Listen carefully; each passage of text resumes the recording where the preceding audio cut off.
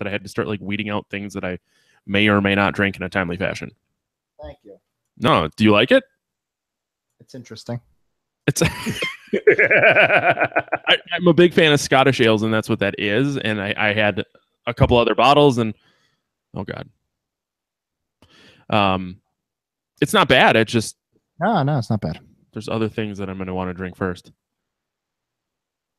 I wonder if I should zoom in. Just right on your crotch. Yeah.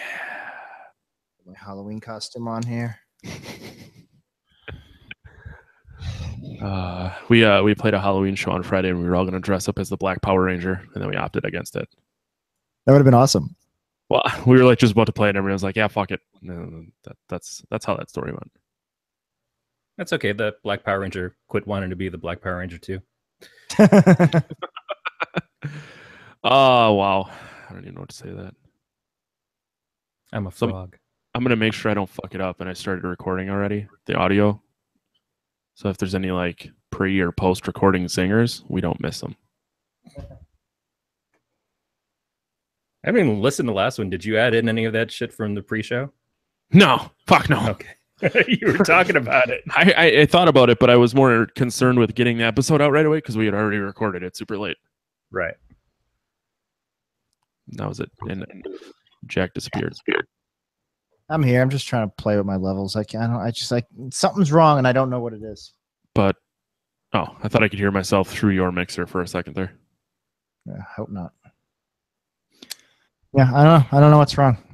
I know it's something. Well, Jack, after the show, if you want, I don't know if Matt's got an out or anything, but I can stick around and you can fudge around if you need someone to kind of like. I appreciate that, but right after we're done recording, I have to go we're in the middle of a tropical storm right now. What? Be the worst time for me to leave the apartment, and but I have to go. Are we on? Yeah, you're on. We YouTube. Are live. Yeah. I have to go home, back to my old apartment for one last night. Yeah. Just ejaculate on everything in the place. But, I mean, it's part of the lease. Yeah. It's not a New York apartment unless there's ejaculate everywhere. What the fuck was I watching? They're looking for like some special dollar. Sesame Street. Oh. No. And they go into a strip club. Oh, it was Family Guy. Family. Yeah. And then to find it, they just turn a black light on, and it's the only thing that doesn't glow white. Yep. All right. Let's start recording so Jack can go play in the rain.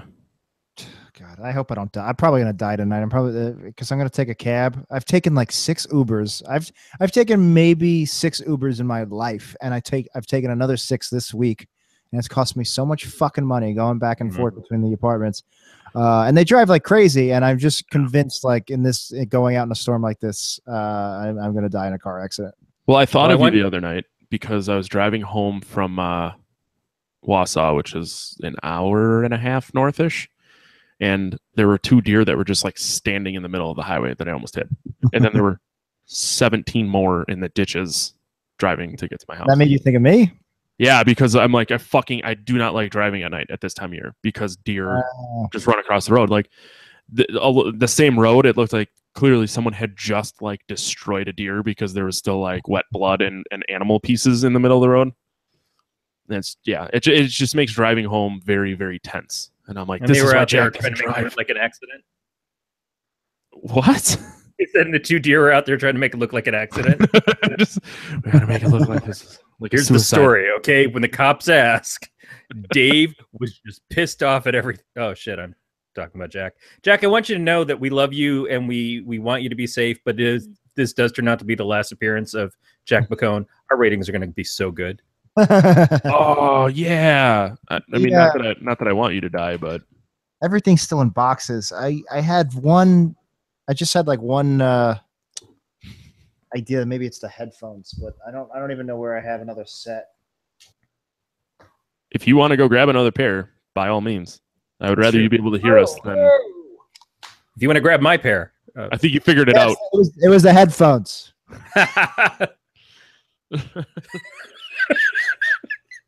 It was the not plugged in all the way. Twitter.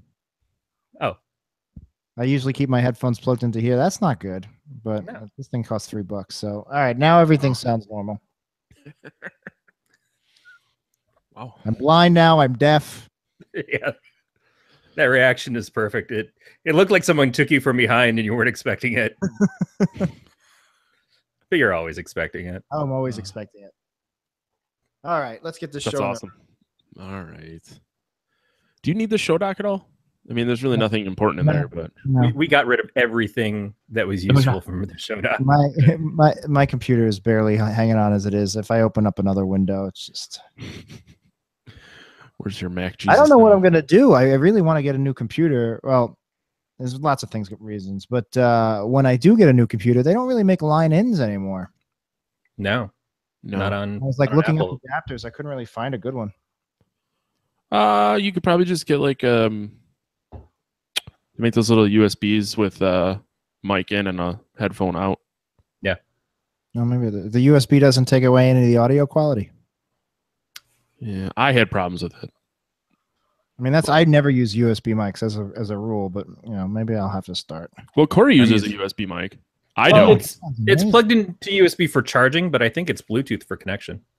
Oh wow, that's very impressive then. But the mic is Bluetooth. I'm sorry, the mic is USB. Sorry, yes. Yeah. The headset is. The other thing is this is Apple talk here. I've been waiting forever for a Mac Mini to come out because that's what I'm going to get. Why spend $3,000 on a MacBook Pro? And I really want a Mac Mini, but just they won't come out with a new one, and I'm not going to buy a 5-year-old computer. Yeah, they're not interested in, I think, in that business anymore. It's very frustrating because it's exactly what I need. I have the monitor, I have the keyboard.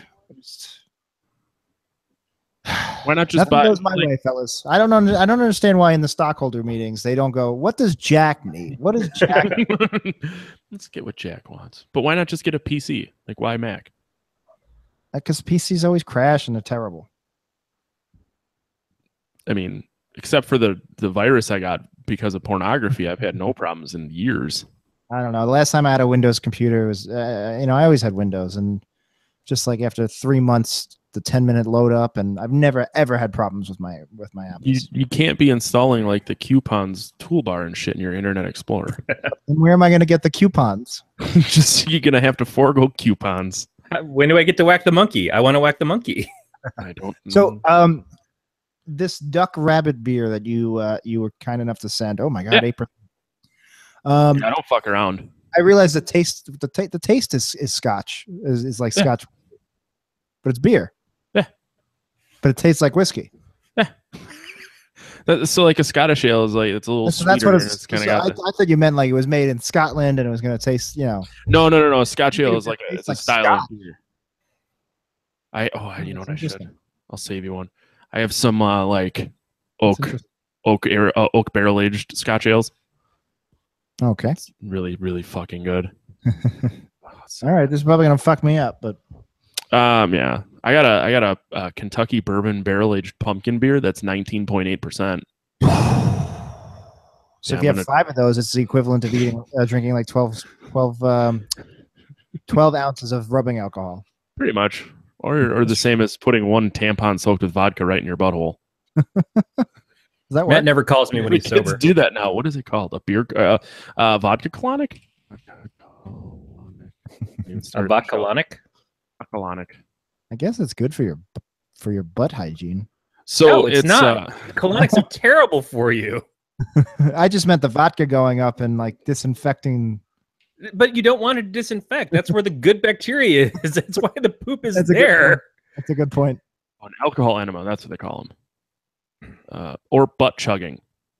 Yeah, butt chugging I've definitely heard of. Yeah, basically you just stick a pipe in your asshole and then you dump a beer in there. Yeah, it gets you drunk faster and you absorb the alcohol quicker. I'm surprised you can absorb the alcohol from your colon. It'll also get you in a Phi Beta Kappa, I guess. It sounds like a fucking torture. Oh, No. wow. No good person came up with that. Vice did a story called What I Learned Butt Chugging. That's amazing. That's great. All right. I learned how people vote for Trump. Oh, Yeah, Jesus, don't get into it. I will. I tried buying you one of those shirts and I was basically told no.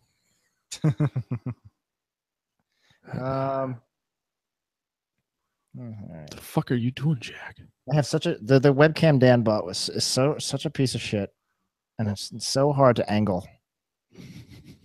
We're on Uncle Jack's wild ride right now. All right, there we go. I'm just gonna leave it there. I'm trying to make it closer because I just as a visual storyteller, looking at that white background is just it's just like that's such a webcasting faux pas. You need something interesting in the background. Should have put up a poster of Carmen Electra from the early 2000s. I tried putting up. I'm not even I'm in my roommate's room and I had nothing to work with and I found a poster of Jupiter and I tried to put that up and it collapsed immediately. So I just put it back before he noticed. So what you're saying is your roommate is a serial killer. Well, you've heard him, Nick Noga. He's you've heard his.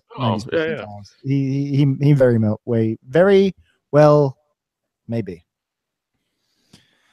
All right. Well, should we start? The agreement then, Jack, is that halfway through the podcast, you get up and you sing "Goodbye Horses" and you dance away. Horses. Would you fuck me? I'd fuck me. I'd fuck me hard. I like how you guys were quiet. Just let me play out that whole thing. Yeah. Why stop a horse midstream? Oh boy. Okay. Let's start this shit. All right. Sugar Bake Fat Girl. What? I heard Sugar Bake Fat Girl. No, I said she a great big fat girl. I heard fat girl. That's all. Yeah. Well, I know that perks you right up. I'm more interested in Sugar Bake Bat Girl. Me too. That sounds fantastic. I'm Googling sugar baked Batgirl. I had a Alex Ross Batgirl poster on my freshman dorm. Oh. Actually, I had it for years. And I can't tell if you're trying to swat something away or you're doing men on film. Batgirl? Was it 2 snaps in Around the World? By the way, very interesting Hulu documentary I highly suggest about the rise and fall of the Dana Carvey show, which oh wow, I would highly suggest it. The Dana Carvey, I was so I don't know what the word would be, but I was so interested to find out that there's other people out there like me who just have this weird unnatural obsession with a show that was on for 2 months. Was it that good? I think it's brilliant. I felt that way about It's Your Move. I don't remember It's Your Move. Fuck. It's Your Move had Steve from Married with Children before he was on Married with Children. Yes. And Jason Bateman right after he left Silver Spoons, but before Valerie and Valerie's family, and then the Harpers, whatever it became. Hogan family. Hogan family. Is that what it was? Yeah, the Hogan family. Do do do do do do do do do. Do do do do do do do do do do do do do do do do. I don't remember the words, and then that was also starting to turn into a Mario Kart level. So I don't. the tune's not all there. That's going to be our opening music for the episode. God damn it! Now you're gonna make me go in there and cut it out. Just have Jack singing. Jack already does our trigger warning. Might as well sing our theme song. Yes. All right. Can we start this now? Yeah. Finally? I'm waiting. I'm ready. We haven't been doing this already? Welcome to episode 104 of the Podcast Adair production of the Galactic Network. I'm your host, Matt Stein. With me, as always, is Corey Lonely Face Scott. Aw. Hurtful. But true. Is his face actually lonely because there's no other faces around, or is it a lonely looking face? Well, he's living the bachelor life for the foreseeable future. What is it? A week? A couple days? I've got a week. My wife has gone to Michigan and left me here high and dry. She kept asking me if I was going to miss her, and I'm like, the more times you ask me, the less likely I am to be able to answer in a way that's going to make you happy. He just wanted her to leave so he could drop trout and masturbate on the couch. She kept insisting it was going to starfish. I assume she's just bringing a bunch of cans and getting that 10-cent deposit. Right, exactly. She took a mail truck. Her luggage is just full of cans. As you heard, that sweet, soft baritone voice over there. That's our friend, Man Crush Thursday, sexual confidant, and international man of mystery, Jack Picone. Hello. Hey, thanks for having me again, guys. I feel like I was just here. Co-host. remember he got to earn Oh, that's co-host. true. Yeah, when he he's took got- over. Well, I was in Michigan last summer. Oh yeah. Much Last to time you were here. stepdad's. Yeah, if we could cool it on the F bombs, Jack. My stepdad is too busy listening to Serial. I assume. I don't know. That's still Wait, don't tell me. No, maybe. Jack, you haven't been here since February. No, I did Jaws in the summer. Oh yeah, no, you totally did Jaws. Oh, I'm sorry. I already broke it. I already used the F bomb. Fuck. Oh yeah, you did. Wait, don't fuck me. Don't fuck me. Wait, slow down. I'm about to come. Yeah. So, by the way, this is my first podcast outside of We Studios. Since I moved from Bay Ridge, I'm in Billytown now, Williamsburg. Unfortunately, I wanted to debut my new recording studio in my cave, but I can't get Wi-Fi down there because it's a cave. So this is some kind of temporary. This is my roommate's room. So I apologize to your viewers for the horrible blank wall behind there. No one's watching this. We're not even a real podcast anymore. That's true. So if you moved out of Bay Ridge, does that mean that Bay Ridge Bob is now Williamsburg Bill? Williamsburg Bill, maybe. Got to keep up on those worst episode ever characters. Williamsburg is part of the hipster triangle with Portland, Oregon, and Austin, Texas. So I guess it wouldn't be Williamsburg Bill. It would be like Williamsburg, like, I don't know, what's a really hipster name? To the Google. Dakota. I will never come up with a good one. Asher, Atticus. Williamsburg Asher. Well, and it's got to be a little more. It's got to be a W one around here. Oh, Williamsburg Magnus. Well, that's not. That's a very common Scandinavian name. Is it? I don't know. Yeah. Sounded right. Didn't it? Williamsburg Woodson. There you go. There we go. Although when I hear Woodson, I think Goodson, and I think a Mark Goodson production, and I think Price is Right, and that's the opposite of Williamsburg. What the hell just happened? So how far from Bay Ridge did you move? It's pretty far. Right? About a $39 Uber ride. So. Let's see. I'm going to Google Maps for this. Brooklyn is basically, you can divide it up in many ways, but there's a North Brooklyn and a South Brooklyn that are completely inaccessible to one another via subways. And Bay Ridge was the very, very southern tip of Brooklyn. It's where you start out when you first play Grand Theft Auto 4. And Williamsburg is pretty much as north as you can get. There's one more neighborhood called Greenpoint, and then you're basically in Queens. So this is concerning to me. I pulled up Google Maps. Williamsburg to Bay Ridge, center to center, is less than 9 miles. Yeah, that's 9 right. miles. And there's just a big red line in the middle. It says it's going to take you 31 minutes to drive there. That's not a place I want to live. 31's not bad. It's because the only way to get there is the BQE, which is considered the world's most congested highway. Yeah, fuck that noise. If I'm going 8 miles somewhere, it's going to take me less than 8 minutes to get there. Yeah, that's crazy. No, it kind of sucks because every time I go home to visit my family now, it's going to be like a nightmare. Instead of a 10-minute bus ride, it's going to be a whole fucking ordeal. Your family still lives in Bay Ridge, I assume? No, they live in Staten Island, but Bay Ridge is very close. My God, I can't. Bay Ridge is Staten Island and Brooklyn. The Verrazano Bridge connects Brooklyn and Staten Island. Very, very long suspension bridge. Basically, I grew up in the shadow of the West Tower, and now I was living in the shadow of the East Tower, and now I'm way, way, way. Williamsburg is where they film pretty much all of New York television. Williamsburg is across the river from Midtown, so you see. So like in Daredevil and Jessica Jones, every time you're there, you're in Hell's Kitchen, which is in Midtown, right next to Times Square. You somehow see New York City in the background, but I guess people think the producers go, well, if you see New York in the background, that's how you know you're in New York. Even though if you're in New York wouldn't be in the background. Right. Jersey would be in the background.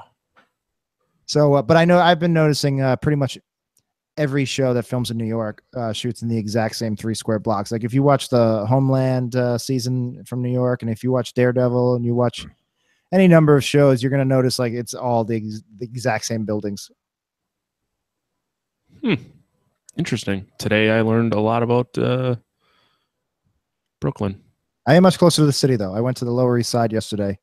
and it was amazing. I got there in like 15 minutes, which was crazy. Interesting. Usually it would take me like an hour and a half. Yeah, and that's the thing. Like when you say, "Well, I only got there in 15 minutes," I'm like, I don't know what your frame of reference is here. So, like you were saying something about 8 minutes. The only place I can get 8 minutes from here would be like The lobby, like a pizzeria. Yeah, like there's no you can't get anywhere in 8 minutes. See, now it takes me 20 minutes to get to Appleton, whereas I used to live in Appleton. So it's like 15 minutes at least to get to some sort of real grocery store. But I stood in a line at Walmart today for 27 minutes to check out. I couldn't. I was not happy, and I just left the gym, so I smell and I'm sweating. And the fucking line is so long, and I had a basket because they were out of carts. My wife wanted some beer, so I had beer in the basket, and the thing's about to snap in half. That was not good. It's not one of my finer moments. But hey, we're here. We're here. This is our Halloween episode, right? This is a podcast of Halloween. Yeah. Halloween of Terror 2017. It airs on Halloween. Yeah, it'll come out. The actual audio will come out on Halloween. So this is the first time, and it's our third Halloween episode. That's awesome. Yeah, it's exciting. So if you're not familiar with Jack, where can people listen to your sultry tones? I am the host of NPR's Fresh Air. Mm-hmm. My name is Terry Gross. Do you eat soda biscuits and chew directly into the microphone? No, you can check out everything at weepodcast.com, weepodcast.com. That's the home of We Studios, which is a podcast network founded by myself and Dan Mulhall. We are currently on hiatus because Dan is days away from having a baby. Nah, it's a fuck trophy. Yeah. We call them fuck trophies here. So they're having a baby, and because I just moved, and now me and Dan live, a $40 Uber ride away from each other. You got to start using the internet to record these things. I guess it works very well for the two of you. It would be nice if I had Wi-Fi in my apartment, but we'll figure that out for you, or Corey will. Corey, I got a project for you. But yeah, no, we'll continue on. And you still have episodes coming out, right? You guys pre-recorded for. We tried to. I think we only have maybe 2 left in the bank. Oh, and I was supposed to edit one this weekend. Wow, there's at least 1.5 out there. I don't know if we'll have time to finish the rest of the year. And 90s Percentile has been off the air for a while. I've got hours of deleted scenes I want to release, but I haven't had time. This move, I gave myself a week to do this move, and it was not nearly enough time. We moved almost 6 months ago, and I still have things in boxes. Oh, that's disconcerting. Well, it's like years ago, and I still have things in boxes. Yeah, Corey wins. I can't because my apartment's much smaller, and I'm sharing it with 2 guys now. It sucks. It's a huge step down in standard of living. But also I'm probably going to leave all my kitchen stuff in a box because I don't even have a cupboard to put my plates in. So why bother? So I'll probably have a plate and a fork. Now that you live with 2 other guys, do you have like pickle dance Thursdays? We do. We have lots and lots of just gay orgies because, we're all under the same roof. Why not? Right. You guys just get real drunk and start sword fighting. That's it.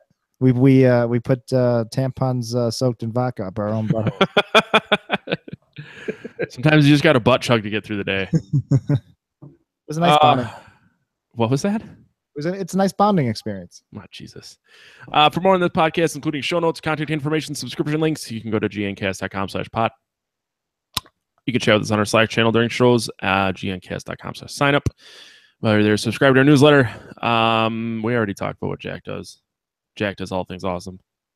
And if you're not familiar with Jack, go check him out. Corey and I have both been on Corey, have you done a worst episode ever yet? Don't bring that up. Well, I know he's not a huge Simpsons fan, so it kind of makes sense if he hasn't. I like Jack. I think I come back in for the Halloween episode specifically and always hope that they're going to be good. The new one had Neil Gaiman in it, so that was nice. Oh, that's good. I did not like the new one, but I haven't seen it, but he was good in his last appearance in the book job. Yeah. Yeah, you're a fucking nerd. I'm always very impressed at how well you and Dan retain like Simpsons knowledge. I mean, Dan's light years ahead of me, although he watches it a lot more than I do. Yeah, no, I haven't watched. I really rarely sit down and watch The Simpsons anymore. Maybe once in a blue moon. It's just from those like after school syndication. Just I watch every day for 10 years. recently I went back and acquired season 1 through 11 in a digital method, and I have all the DVDs. So it's okay then. well, yeah. So it's not. Yeah, yeah. I have the DVDs, but It's like if you're married, it's okay to masturbate. yeah, somehow went through the roof when I got married. But that's for the podcast, the masturbation. And what I've been doing is like if I'm cleaning, I will just like put them on random, and That's the way to do it. yeah, and it's just so impressive at how every time an episode comes on, it's always a good one. Like there's no hot dog trash. Yeah, if you have the first 11 seasons, there's you got a handful of clunkers, but definitely majority. Oh yeah. I was one of the idiots that bought all the DVDs too, even when they started to suck, because I'm a completionist. Yeah, you got to do what you got to do. I own all the Bond movies. Well, except Spectre, but I never got into the Bond movies, so I don't know what I'm missing. Yeah. Yeah, all right. Sounds like you just got like. I don't have the energy. Clearly. Well, I wasn't trying to get you to sell me on Bond movies. And just... I'm very low energy. But I'm not going to bother convincing you. I'm just going to write you off. Just oh, it's fine. It's fine. You're not going to watch James Bond. Don't watch James Bond. What the fuck can I? For Matt, James Bond is just like Doctor Who. He can't even choose a favorite. He just hates them all. I don't hate James Bond movies. There's just so many other things that I would rather watch that when it comes down to picking something, it's just the queue is so deep that it's just that's the way. That's why I don't watch The Simpsons. That's why, as much as I would love to watch The Simpsons, I don't. I'm always watching something new. That makes sense. I don't. But here's the thing: is I don't like putting something new on if I will not be 100% attentive to the TV. True. That's true. So The Simpsons are always a classic go-to if I like need to clean and I want TV on, but I don't want to miss something. That makes sense. Yeah. So yeah, we've talked about everything Jack does. So let's get to the old. All right. Good night, guys. Oh wait. I'll wrap it up for the world's fastest episode of the podcast here. Hey Corey, what you drinking? I mentioned last episode that I was saving something because I wasn't feeling too well. So today I broke open my dad's blue cream soda. Oh my god! I thought it was going to be Faygo Blue Moon Mist. They don't have Faygo out here. It looks like Glass Plus. Yeah, it really is. It's a Windexy taste. It's just it's a cream soda, but it's very nice. I enjoy it. I love a good cream soda. Jack, what are you drinking? Well, you were very nice enough to send me some beer, including beer related to tonight's movie. Mm-hmm. This one is the Duck Rabbit. It is a Scotch ale, which I'm not a beer connoisseur, and I'm not afraid to. I'm not embarrassed to admit I've never heard of a Scotch style ale, although it seems to be a pretty common thing. I was really shocked at how much it tastes like Scotch. It was made in Farmville. That's interesting. Like the Facebook game? I guess made in Farmville, North Carolina. And I thought you were being cute. It says "We Heavy" WEE. I thought you were doing like a whole worst episode ever acronym, but apparently, fool me once. Anytime you ever do anything clever, I have to just remember that it must be some kind of coincidence. Yeah, I'm a simple man. Actually, a "We Heavy" is a style. So there's Scotch ales, and then there are "We Heavy" Scotch ales. Oh, see? Yeah.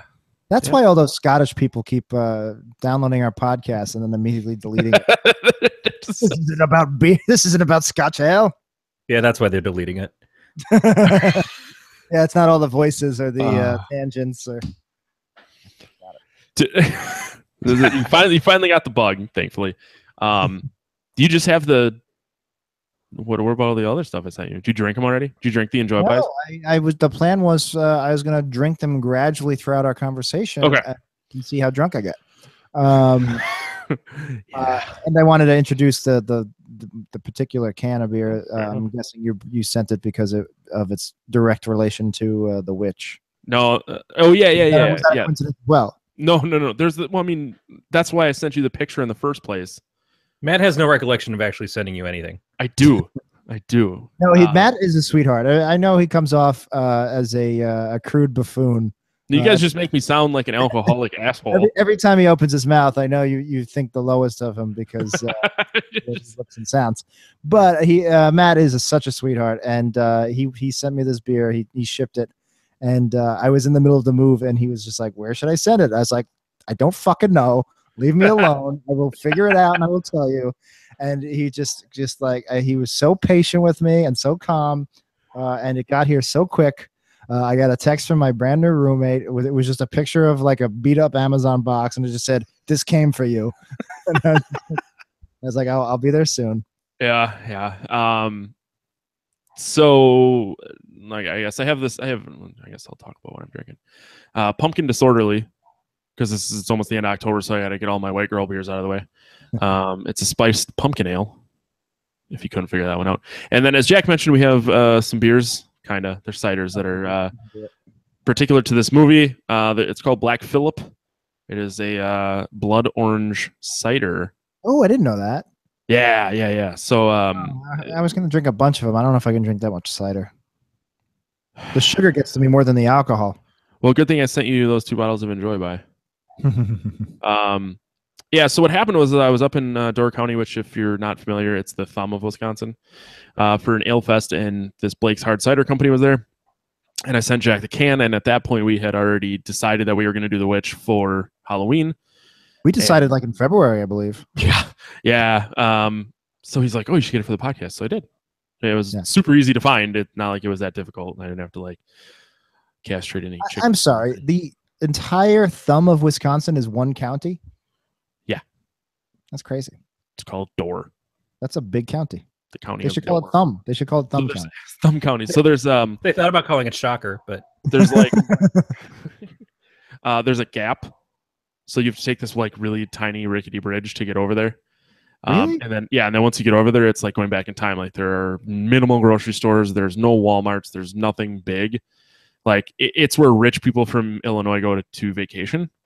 Huh.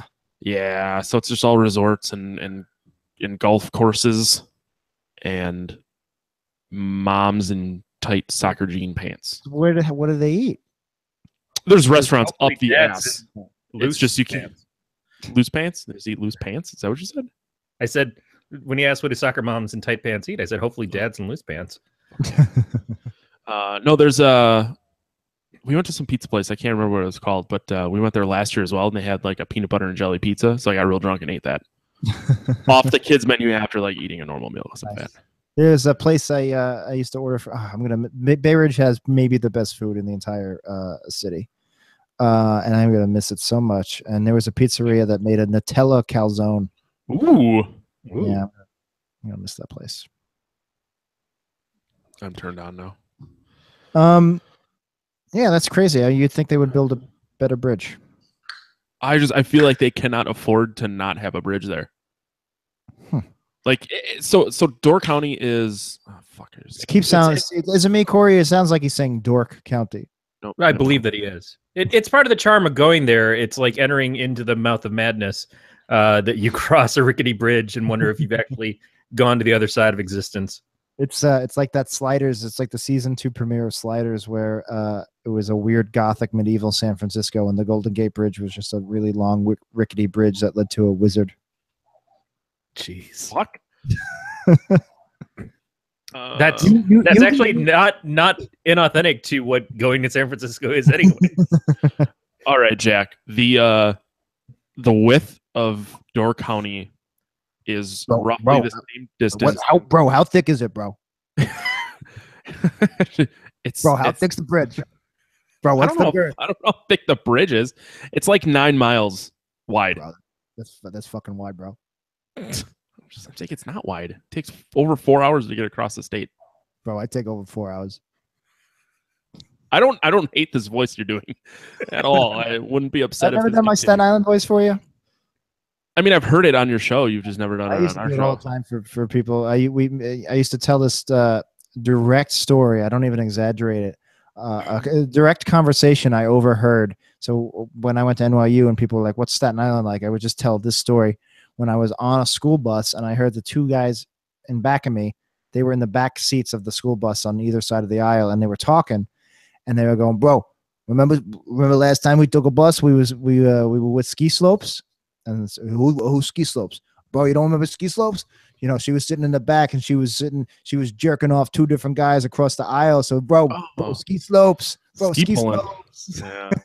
And it's like that. And it's like that is the nature of every discourse on Staten Island. I don't know if I can handle it. Our congressman was in jail because of he wouldn't pay his taxes, and then a reporter brought it up and he punched him and started cursing at him. Right. And he got out early, and now he's running for re-election. I think he's up in the polls. What the fuck is wrong with their country? I don't know. Well, he'll be dead soon. It's fine. Yeah, I don't know. I'm surprised my liver's lasted this long. Since no one ever leaves us feedback, we don't have any feedback to read. I'll leave you some feedback. You already have. You do a great show. But you already have. Oh, all right. Never mind. Remember when I cracked the case of who Rory G. Bellows was? We podcasters have to look out for one another. Oh, absolutely. I've written reviews for both your shows. How else is our very important opinions going to get out there in the world? If it wasn't for this thing that we record every week and put out and forcing people to listen to our opinions, we must. The only reason I downloaded iTunes. Really? What? Oh yeah. Corey fucking hates iTunes, and I don't get it. iTunes is terrible. I don't blame him. It used to be amazing, and then at some point it just became this. Like, it's the reason I can't argue in favor of Macs and Apple with my PC friends, because they bring up iTunes and I go, all right, you win. Let me ask you this. So I know you have an iPhone. Mm-hmm. How fucking terrible is the podcast app since iOS 11 came out? Oh, I hated it at first. It's grown on me. I found out the way I do it is. I have such a hard time with this. And as one of my listeners in Reddit suggested I download Overcast, and I did, and I liked it, but I never switched it over because like I had already had all my subscriptions in my podcast app, so I was like, why bother? But Overcast seems to be really cool. But what I do with the podcast app is I'm opening it up now. You click library and then you click episodes. And I find that to be a very, very simple way to just get through my podcast, because I always listen to the most recent first. Oh, see, I've been going through Reply All. Wait, what? There's a podcast called Reply All. Oh, yeah, your show. Yeah. The show. Yeah. I started laughing. No. Yeah, do library episodes. It works for me. And the new iOS update is great because now the now playing feature automatically turns to your watch, which has been amazing because it was always finicky. And now every time I look at my watch, I can control. Not only I can go back 15 seconds, I can go 14 up 15 seconds. I can pause, and I can even control the speed, which is great. And I don't even have to do anything. I just have to look at my watch. I was so happy with that feature. I agree. I was so used to, while driving, because I have to do that, is tapping the skip 15 seconds every time someone fucking starts an ad. Yep. Now I can just do it on my watch. Yep. That, and I usually cut the first 6 minutes of a podcast when they're doing all their bullshit. Oh. So for those of you just joining us, this episode of Podcast with Tara is brought to you by Audible. Yeah. I think our last episode of Horse episode or so, I think the one that's going to come out in like three weeks or so, I think we did a bunch of Casper ads for no reason. We had a lot of fun doing Casper ads. Even when we weren't getting paid or anything, but Dan had a nice voice. It was a whole thing.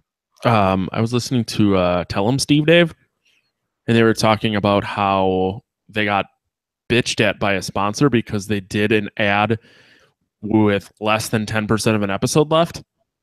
Like, I didn't fucking know that was a thing. Like, we used to do when we would run ads when I cared more. We would do them like right before we would say what's coming up next week, so there'd be like a minute left. Like, so we can't be a legitimate podcast because we run the ads too late. Correct me if I'm wrong, Corey. Doesn't usually their last ad is within that 10% window, but they do This Week in Tech, definitely Leo gets to it in the last section right before he starts saying goodbye to everybody, and then sometimes he'll get surprise content after that. But yeah, you're right. They've got 4 ads that they're doing in a 2-hour block, and so that last one usually sneaks up on them. Plus, they've got the what happened this week on Twit and everything else. That I use my second button. I skip all that. Yeah, I don't have a problem listening to the ads, especially when they're natural ads that the people who are hosting are reading. I have a lot of problems with Leo Laporte. I think he's between you and me. I think he's the worst part of This Week in Tech, or the least good part. I had a very poor experience with him one time. Oh well, I don't want to get into the nature. I'm just saying you're not alone. When there's guest hosts, I seem to enjoy the show even more. But I think he's amazing. I think he's very good at doing ads, and I will say, I think he's one of the best natural, besides me and Dan, of course, at just doing an in recording ad, whatever the phrase would be. What I use the skip 15 button for is the this is what you missed on This Week in Tech, all the other shows, and this is the upcoming, because I'm not going to listen to them. So it's I always look. I'm a very efficient podcast listener, so I'm always looking for wherever I can cut the fat. I cut it. Well, how long is your commute now? Now that you've moved, how long is your commute? It's like I haven't gone to work yet. Okay. Since I moved, I'll find out on Tuesday. I took tomorrow off. Oh, nice. But I believe it's 10-15 minutes shorter. Oh, okay. That's good. Yeah, I might get more. Yeah, I might get more listening done because I probably won't be able to sleep. Bay Ridge, because it's the very southern part of Brooklyn, I was always first on the train, so I'd get a nice corner seat and just go to sleep for 45 minutes. I'll probably be standing on this train. It'll be a very crowded train, and I'll be getting. I believe I'm the last stop in Brooklyn before we go into Manhattan. So it'll be a very uncomfortable ride. So I'll probably be listening to more podcasts and audiobooks. Yeah, as far as podcast listening, I listen to my podcast normally at 1.5 times speed. Mm-hmm. But you and Dan are why I can't. I'm very proud of that. I like to call it. I say we're 2x proof. I worked my way up to 2x, and then the last few months I had to go back down to 1.5. I was missing too much, except for NPR podcasts and Sam Harris. I can do in 2x. You guys, I think I do 2x too. Sometimes it might be 1.5. I highly recommend that. You shouldn't spend a whole hour with us. No, I'm gonna try. It's all based on how fast people talk. Like I'm a naturally talk faster. See. Yep. So it's hard to listen to us on 2x. When reading things, I talk really fast. I've been told that I read our shit too fast. When talking normally, I probably talk normal speed. I was the magic mirror in the 5th grade school play of Snow White and the Seven Dwarfs, and I blew through my line so fast, and the teacher was so mad at me. Was it like in Billy Madison? Slow down. I can almost still remember my lines from 23 years ago, but it was just like, is the fairest of them all. I wish whoever was playing, goddamn, it's not Snow White, right? Who's the other one? Rose Red? No. Cinderella? Oh. Who says that? What are you asking? I don't even know. Who talks okay, yeah, it is the Wicked Witch. This is literally the question that Matt I think I just stroked out. It's not Snow White, it's the other one. Oh my god. Cinderella's not even goddamn. Whatever. Good thing I'm too lazy to edit my own podcast, so I just sound like a functional fucking idiot. Yeah, I stopped finally cutting out all my Trump rants. I just started leaving them all in. I think they're hilarious. Sorry, I was reading what Crowley said. He wants to know why you listen at 1.5 speed, but you can answer that after I make the statement, because otherwise I'll forget. She made some comment about Trump being a fucking man-child. And she goes, "Oh shit, the echo heard me. The feds will be here." And I'm like, "No, Jack Picone calls him a cunt all the time, and he's all the time." Yeah, I'm not important enough, I guess. I've wished death upon him multiple times. Yeah, Dan's worried that I keep wishing death upon him, but I say as long as I'm not like wishing somebody do it or that I do it, like as long as it's of natural causes, I feel like I'm on totally solid ground here. Please note also that seems really feasible. Please note that the comments and feelings of Jack Picone are not also those of mine or Corey's. If someone wants to, no. Matt and Corey love Donald Trump, and they want him to live. Whoa. That's not true. You heard it here first, folks. It's not Snow White; it's the other one. Donald Trump. What's the question about 1.5? Why listen at 1.5 speed? Just so I can get more podcasts in. So I don't listen to You go for many, speed, not comfort. I don't listen to many comedy podcasts. I don't listen to many podcasts like the ones that you guys do, or the ones that I do. I tend to listen to informational ones because I just like to absorb as much information as possible. So it's an efficiency thing. I never not have a podcast to listen to. So the faster I do it, the faster I can get to the next one.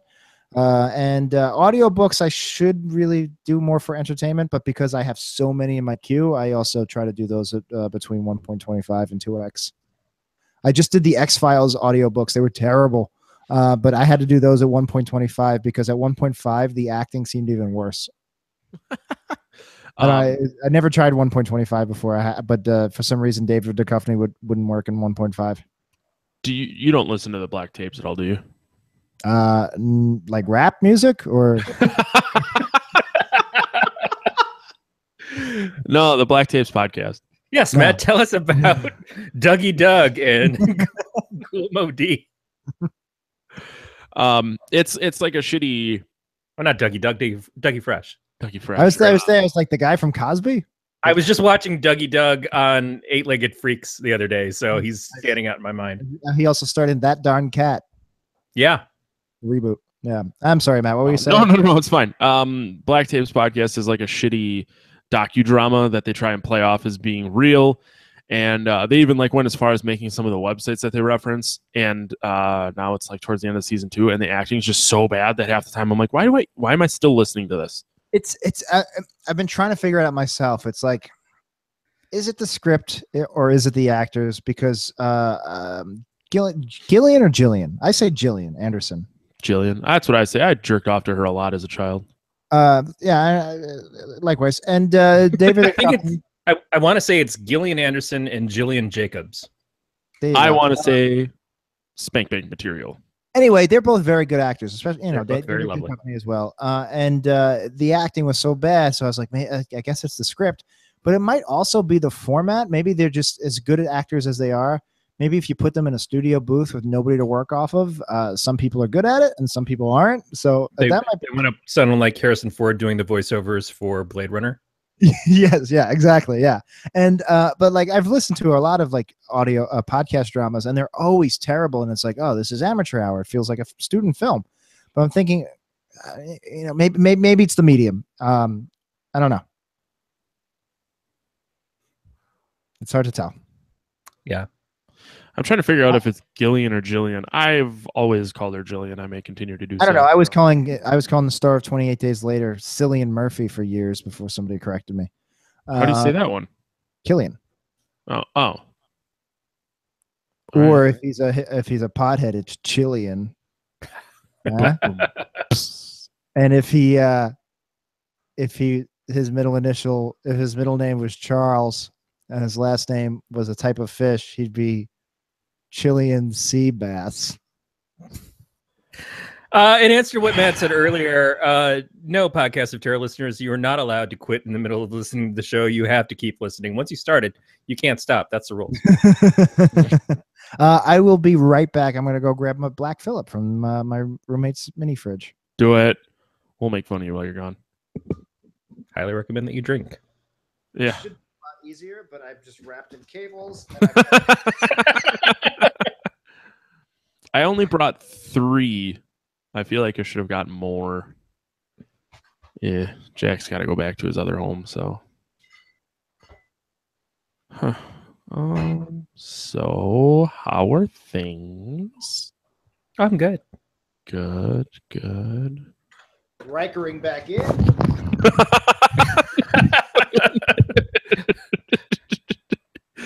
That is not Jonathan Frakes. That is I'll wait till you get your headphones on. That was not the Riker maneuver. That was more the Tasha Yar. Yeah, for those not that was the Star Trek Enterprise. Yeah. It's been a long road. By the way, I'm missing Star Trek Discovery to do this for you guys tonight. So you're welcome. I have a method in which you can No, watch you're it. welcome. Yeah, seriously. What's up, Matt? I said I have a way you can watch it if you missed it, if you don't have a DVR. I don't have a DVR, but I'm paying $60 a year for CBS All Access, so it's cool. Oh, so okay, all right. DVR actually doesn't work, I believe, because it's not on CBS. It's app exclusive. Oh. Yeah, literally, me and millions of people purposely paid for this app just for this one show. Yep. Because I'm telling you, it's not for the Sheldon remake. Oh God, I haven't even watched it. I've given up on watching Big Bang Theory too. So we're about 3 episodes behind on Big Bang Theory, and I feel like my wife only humors me by watching along with me, and I'm kind of done with it too. Was it ever good? I've never watched it. It was fine. Yeah, you know, it was fine. I hear a lot of people say that it's making fun of nerds, and it. I get that, but that's every goddamn show makes fun of the people that are a part of it. It doesn't matter what you're in. If you're a right-wing person and you watch the Last Man Standing, and you're all upset because Tim Allen and the show got canceled, and they think it's a left-wing conspiracy that the show got canceled, even though it had good ratings. No, it's because ABC's stupid, but they make fun of the right-wing minded guy who's in the show. That's what sitcoms do. They make fun of everybody that's on there. Your favorite characters get made fun of the most. Yeah, no, if you're watching Kevin James show, you should just be shot. But also, the joke's on him all the goddamn time. That's what the show is supposed to do. But I liked Big Bang Theory okay at first. I liked it a lot more when they introduced the female cast. Not just Penny, but when they introduced Amy Farrah Fowler and Bernadette, because I think that they added a lot to the show and they were more interesting than the guys were. Because guys just all kind of had the same interests, so the women are varied. Yeah, no, the last thing you want to watch is a bunch of white nerds shooting the shit. That's what I watch at lunch every day. Isn't that what's actively happening? Oh yeah. So what's next? What are we doing? News? Hard news and no, we quit doing news because I'm lazy. Oh, all right. We figured we'd give everybody about 30 to 45 minutes of just us talking shit at the beginning of the show. Like, yeah, it's my favorite part of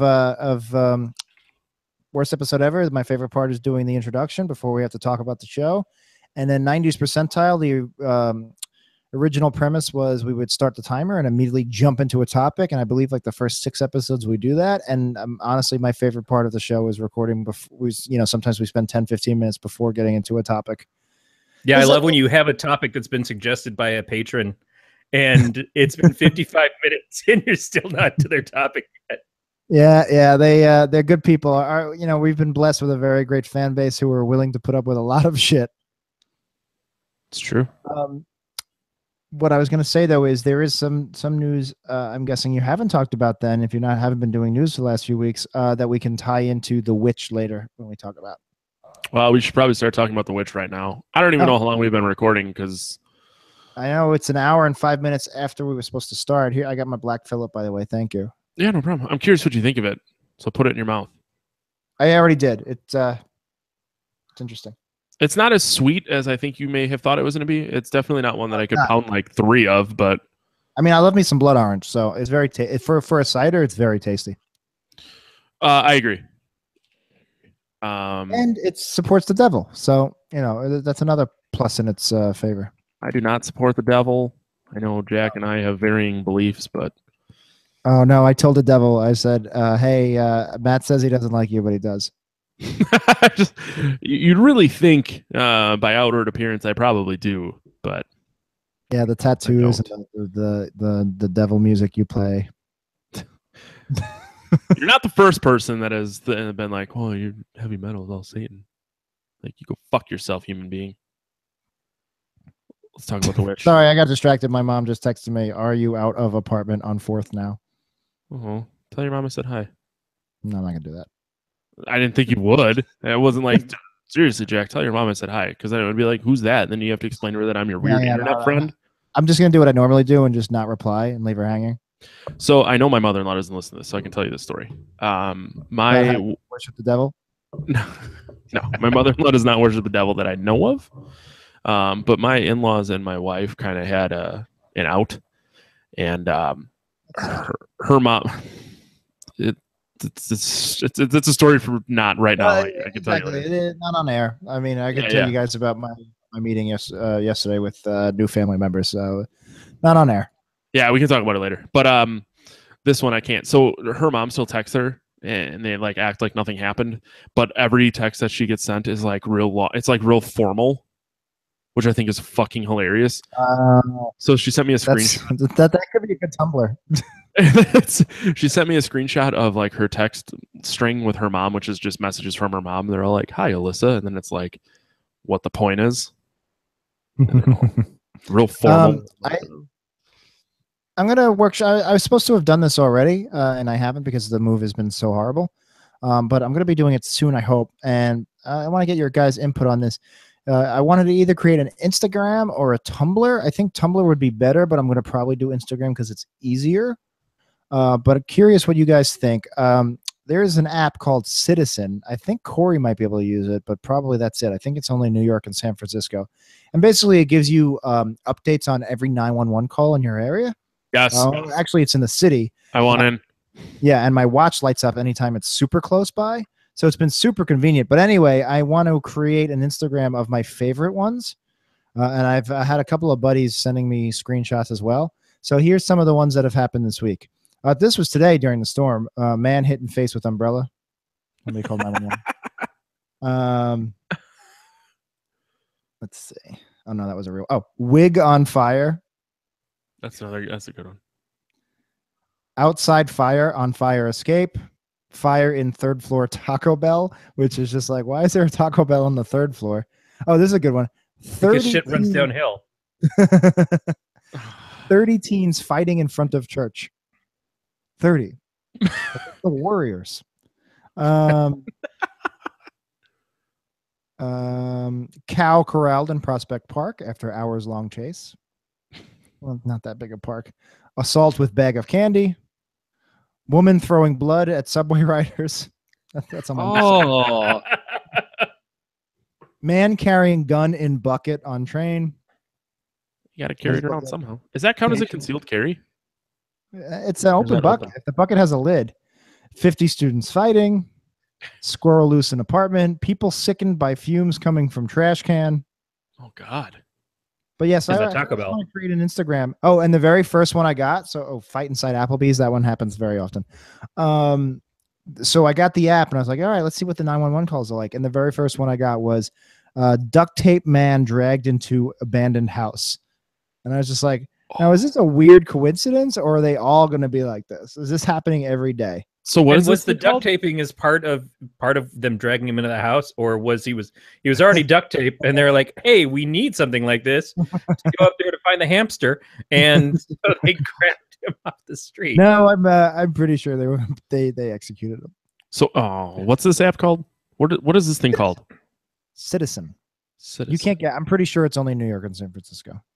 I have an app called You Are Listening To, which is something that I sleep to sometimes. It's got New York, Chicago, Los Angeles, Detroit, Moscow, Seattle, St. Petersburg, and San Francisco. And what it does is it plays police radio stuff that you would hear. And then nicely, it gives you some background music if you want to turn that on. I actually use my Rain app side by side with it. Yeah, so I'll listen to... Yeah, to sleep. I'll listen to thunderstorm stuff, and then on top of that, have the Detroit area police radio calls going out, just adding to it. I knew my wife does not understand me at all. No, there's something. I listen to police scanners all the time. There's something very lullaby-ish about them. Yeah, because they keep their calm when they're talking about sometimes really gruesome shit. And it's just that same monotone voice going over, like 1 out of 12. Oh yeah, and I like the beat, like the extended silences, and then the boop. They're like, it's nice, it's comforting. I just like when people get murdered. That's all. Yeah, makes me warm. It gives me a warm, fuzzy feeling. I just like to know there's chaos going out there in the world. This happened back in July, but there's a scanner Facebook group for our area. And join one of those. What's that? You told me about that. I gotta join. Them. Oh yeah, it's fucking great. It's hilarious. But there was a music festival that happened in Oshkosh. We were actually playing in Oshkosh the same night. And how was it overall? What? Oshkosh. Bagash. Oh, How was it God. overall? See, it's to you that's like a normal thing to say. Like we were going over to Oshkosh, but when I Yeah. hear, I just see overalls. I drive through Oshkosh all the time. Anyways, there was a Fox City Scanner post, and it just said, "Man called 911, ate pot cookie, and thought he was dying." That guy, does probably needs to get out more. That would be me if I was able to dial 911. I think you need to dial it back a little bit if you're eating so much you think you're gonna I die. could take half a token. I feel like I'm gonna have an aneurysm. Well, that's cheap for you then. Yeah, no, I'm it's great. That's why I don't have to do LSD or mushrooms. I just Oh my God, I would lose my fucking mind if I did either one of those. The paint would know. start talking to me. I've never done it. I don't know how it would go. I just know that my brain's already halfway there on its own. Why push it? Yeah, I know a buddy of mine cannot smoke marijuana anymore because he freaks out too much. Like we ate brownies one time, and he essentially got into bed, and every time his dog would stop moving, he would kick it because he thought it was dead. Like his dog wouldn't move for a minute, and he would like freak out thinking the dog was dead. And he's like, at one point at 4 a.m, I got up and I stared in the mirror, and I said, if this doesn't stop, I'm gonna kill myself. Jesus, I do that sober. I did that sober. I was always anytime I looked over at my pet, I was just like, oh, they're dead. And then one time they were, and it was just like, whoa, oh, okay. Oh God, Jesus, Jack. Yeah, you need to make things all sad. There's now two Corys in here. One's frozen, one's not. Oh my God, that's so crazy. What's going on? Gmail is full of shit. Oh, I thought we were doing like a Bananarama video or something. I am your Venus. Let's talk about the witch. I'm really curious what you guys think of it. Corey has to do the recap because I'm bad at Oh him. God, no! Let me skip this one. This is a hard one to recap. Now, Jack, is this the first time you've seen this movie? No. As you recall, I have been I've been wanting to cover this movie since maybe our first appearance ever. I actually have a list of movies that you and Dan have mentioned doing on this show. So I picked this one particularly because I wanted to do something as tonally similar to Gremlins 2: The New Batch as possible. And it's a joke. It's because it was. No, I felt it. Wasn't sure. So I saw this movie in the theater. Oh, nice. I would have loved to have seen this in the theater. I was actually thinking that watching it today. I was like, man, this must have been great in the theater. I will be going to see every movie ever now in theaters now that I got Movie Pass. Oh, you'll have to let me know how you like it. How close do you live to a movie theater though? Because I know you have to be like within 100 yards to sign in or some shit. New York City, there's literally dozens of movie theaters within 100 yards of me. I should have known. Yeah, the closest one to me is, you got to ride a donkey.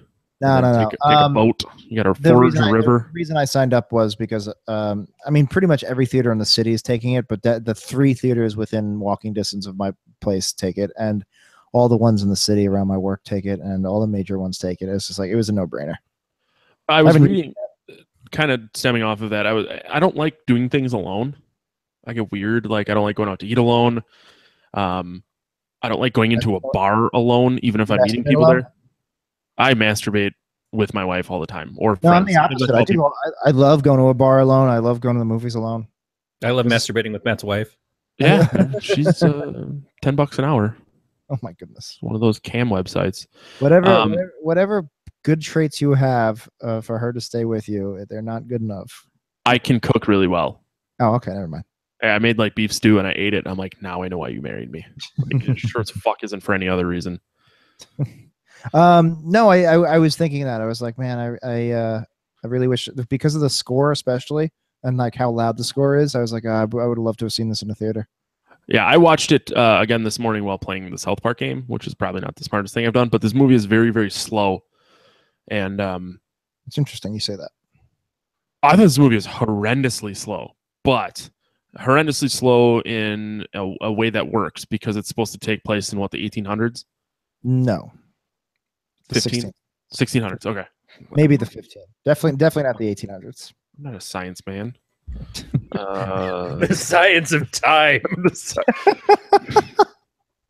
I'm looking up when this is supposed to take place. I mean, it's definitely like Puritan, like Salem witch trials. 17th century, so that's what, 1600s? Yeah, either late 1600s or early 1700s would be the 17th century. Yeah. So I wish my roommate Nick. I wish we watched it together. He had a lot of interesting things to say about it. He's a history guy. I wish he was around to talk about it because he was talking about how like it was pretty much right before the Enlightenment and the revolution and all that jazz. well, you should see if Nick wants to come on since we steal everything else. I asked him, but so. he went to go see Suburbicon without me. Not that. Thank God somebody's seen Suburbicon. Did it bomb?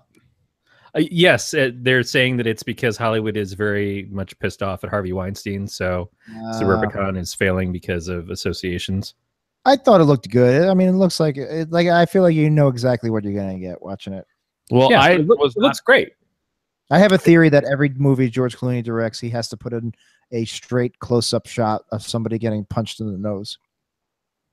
Every one of his movies, he just seems to be in love with that shot. Yeah, no, it's fair. So I was not at all familiar with what this movie was, so I Googled it, and the first thing that popped up is Suburbicon is a bizarre, misguided train wreck. Oy. It's a Coen Brothers script that the Coen Brothers wrote, and they're like, you know what, this isn't good. This isn't worth making. And then George Clooney's like, I'll do it. So that goes to show you. I mean, look, the Coen Brothers' worst script on their worst day is probably better than anything I could do. So like, I still think, and it seems like a really, I'm in love with that idea of like, modern America, suburban America. It's like it looks very almost like Edward Scissorhands in a way. Yeah. And how many Coen Brothers movies are huge hits? Yeah, that's true too. 6. I don't know. That's good. I wanted a legitimate answer. I'm looking it up. I'm not into science, Corey. Yeah. Numbers. I hate math.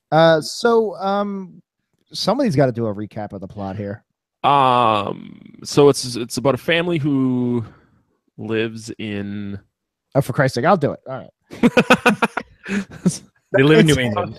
Yeah, just trying to like formulate my ideas, and Jack just got it's a sick period of shit. film, and I consider it a foreign language film because I can't understand a word they're fucking saying. It's in English. Yeah, everything they say is very time period correct. Yeah. He hath doth thy bosom. Did you notice that the cans of Black Phillip say, "Would you like to live life deliciously"? Oh, that's awesome. Yep. Sorry. Proceed. Cranberry and blood orange. Oh, that's awesome. So yeah, no, it takes place. It's a Puritan family in New England, and for whatever reason, I wasn't 100% sure. I think maybe the dad was too religious. The family gets expelled from the community, and they have to basically build a corn farm in the middle of nowhere. And the farm isn't doing well, and it's a dad, a mom, 2 teenagers, and 2 toddlers, and a baby. And the farm's not doing well, and the baby goes missing, and all these horrible things keep happening. The crop is dying, and it looks like they're cursed. And the toddlers keep saying, "Oh, the older sister, who is our protagonist, her name is Tomlinson, played by Anna Taylor-Joy from Split. And she's going to be Magic in New Mutants. That's what I wanted to bring up, was the New Mutants trailer. That was the news I wanted to talk about. But basically, they're like, "Oh, she's a witch." It's a classic. She's a witch. She's a witch. Except early on we see there is an actual witch in the woods that took the baby, mutilated it, and rubbed its baby guts all over her body to look young for a few days. Yeah, that was fucking weird and insane. Yeah. You don't usually see a woman smear baby all over her. Nope. In a movie. But basically this witch takes down this family one by one, and it's a psychological horror because really they're taking down each other. Nobody trusts each other. Religion is very, very important, very part of the story. Their relationship to God is a huge part of the story. And eventually the witch kills most of them. And the last man standing is the daughter, and she basically signs a contract with the devil to become a witch. So even though she'd been denying the whole movie that she was a witch, because she wasn't, in the end she becomes one. Yeah, it was the weirdest recruitment film I've ever seen. Also, by the way, I take issue with what you had said about the witch and the baby, because I guarantee you 90% of women have in their cabinets baby oil and rub it on themselves all the goddamn time. Is baby oil made from babies? No wonder it's so expensive. Just like olive oil is. What? What is happening right now? You squeeze an olive to get olive oil. How do you You get squeeze baby a baby to get baby oil? Yeah. So are there baby farms out there where they're just squeezing babies to get? Matt, we already established you're not really into science. We're farming. Where's a baby farm? Oh God, Corey, did I tell you about my farmersonly.com thing? No. Okay. Sidetrack you real quick. Say, oh, Corey, did I tell you about that time I mutilated a baby and rubbed its guts all over me? Actually, yeah. What? That's what I thought you were gonna say. No, not at all. So I was talking to Jack. Are you familiar with the farmersonly.com? Because you don't have to be lonely at farmersonly.com. Oh, is it a like a dating website for farmers? It's a dating website for farmers. So you've never seen the commercial? And livestock. No, we don't have farmers in New York. Fair enough. Okay. We have so JT. okay, yeah, we have that here. But so this guy walks into a bar. It sounds like a bad joke, and he just goes, "Where are all the country girls at?" And then the bartender hands him a phone and goes, "At farmersonly.com." And then he looks up, and there's all these like mildly attractive girls that just saying, "You don't have to be lonely at farmersonly.com." So we were talking about this at work, and I'm like, God, do you have to like prove you're a farmer? Do you have to like say, well, I have this many cattle or this much corn, and I got this big of a tractor? I got a cactus in the backyard. Does that count? Well, and I'm I got a bunch of fucking land, so I'm gonna go sign up for farmersonly.com and see. They were that picky with Joe Millionaire. It was like, oh yeah, he's a millionaire, but not really. Yeah, not really. So I signed up, and then I did this all at work. Aren't you married? I'm very married, and I told her, and she thought it was funny too. But I just wanted to see, like, you put in your zip code and your email address, and then you're signed up. And we went through like 20 pictures, and a lot of them were like chicks with their cows or horses, or just a horse. And I'm like, am I fucking the horse or what? And then I blocked all emails from farmersonly.com because they kept sending me emails. It's like farmer 867421212. You have new matches. I'm like, That's such a weird dichotomy. The farmer with a serial number. Pretty much. So back to the movie, I guess. Which is horrible because the serial number, it's counted out by a horse going clump, clump, clump. Jesus. How do you guys want to start this? Did you guys like this movie? I did. I liked it when I saw it in the theater. I liked it when I watched it again. It's slow, but that's, it's slow with reason. Yeah, with what you guys said, it's slow, and with the language barrier of they're speaking a form of English, but I'd have an easier time watching Malibu's Most Wanted and listening to Ebonics the whole way than whatever this is. It was a little bit of a slog. And I'm glad you said some kind of English, because just to clarify, this is not Old English and it's not Middle English. Technically, that is modern English. It's just we've come a long way over a few hundred years. But that is much, much more decipherable than Middle English would be. Middle English might as well be Welsh. For all you linguist nerds out there. I love this movie. That's why I've been wanting to do it for a while now. For one thing, one of the biggest, if you listen to my podcast, one of the biggest things I look for is originality. What's something I haven't seen before? And I haven't seen a really well done period film that's pretty much a foreign language film. I disagree. I'm fine with slow movies. I love slow movies. There Will Be Blood, and in terms of horror movies, a slow one off the top of my head would be what was that one that was like shot as if it was made in the 80s? House of the Devil. See, for me, that's a very slow movie. Now, watching it a second time, I was like, this is actually a pretty well-paced movie. I was like, it never is. I understand what you guys are saying about it being slow, but compared to other artsy slow films, I feel like it really had a momentum and it carried on that. It never really stayed in the same gear for too long.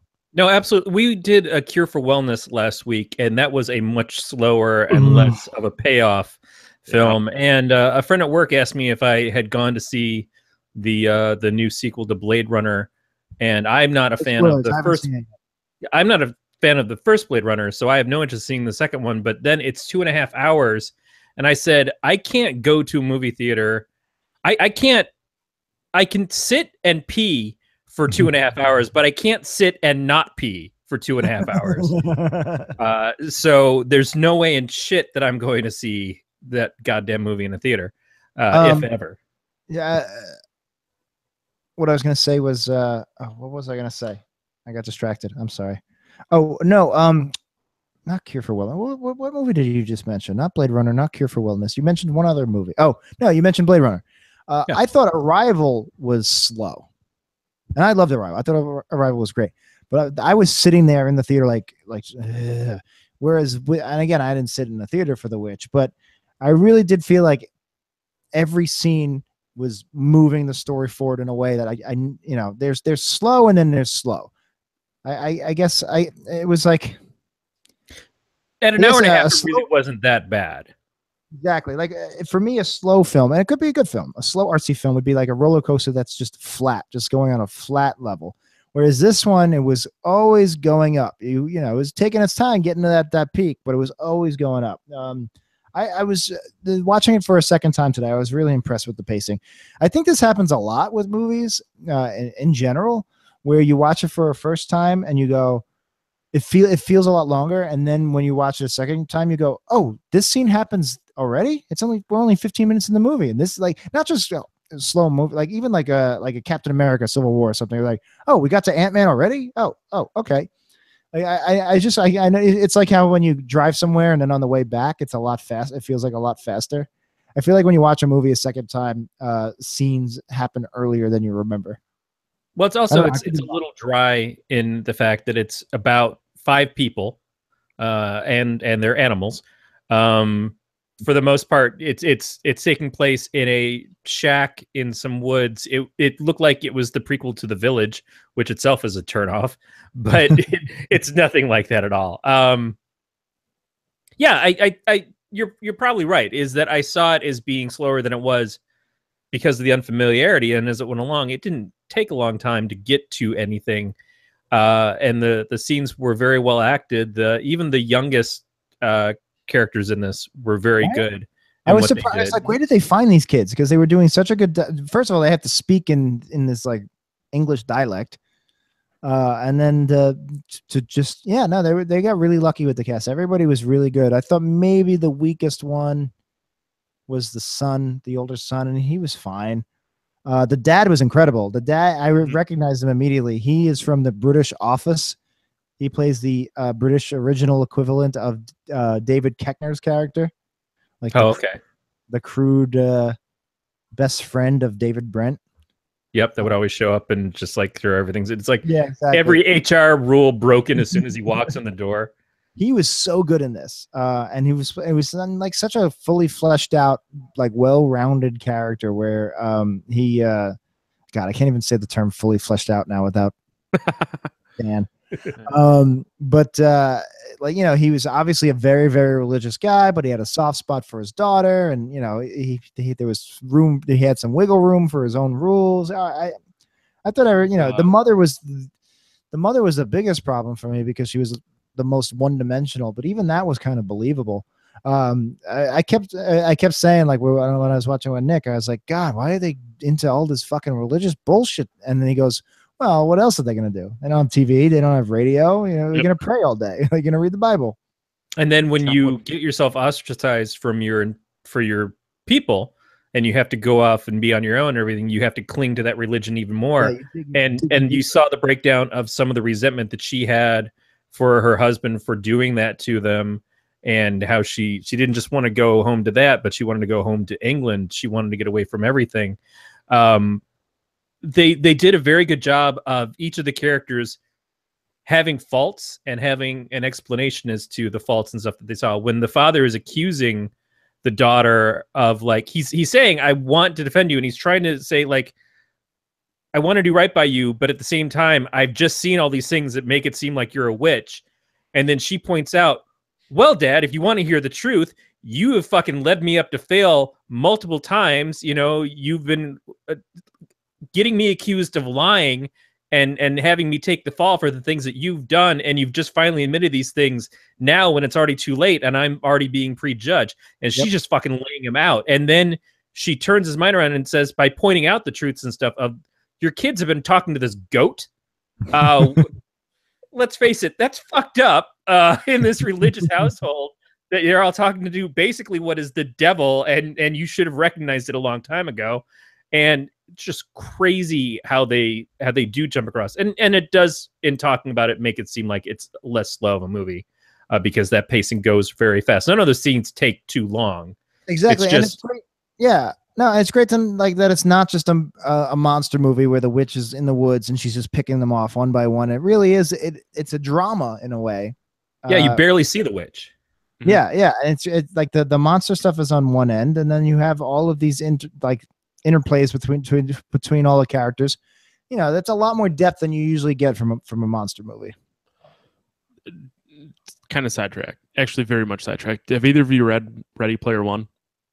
Yes. No. Well, I listened to the audiobook read by Will. Yeah. I didn't read the book. I listened to the audiobook. But the guy who plays William, what's his fucking name? I lost it. Ralph Ineson is in Ready Player One, the movie.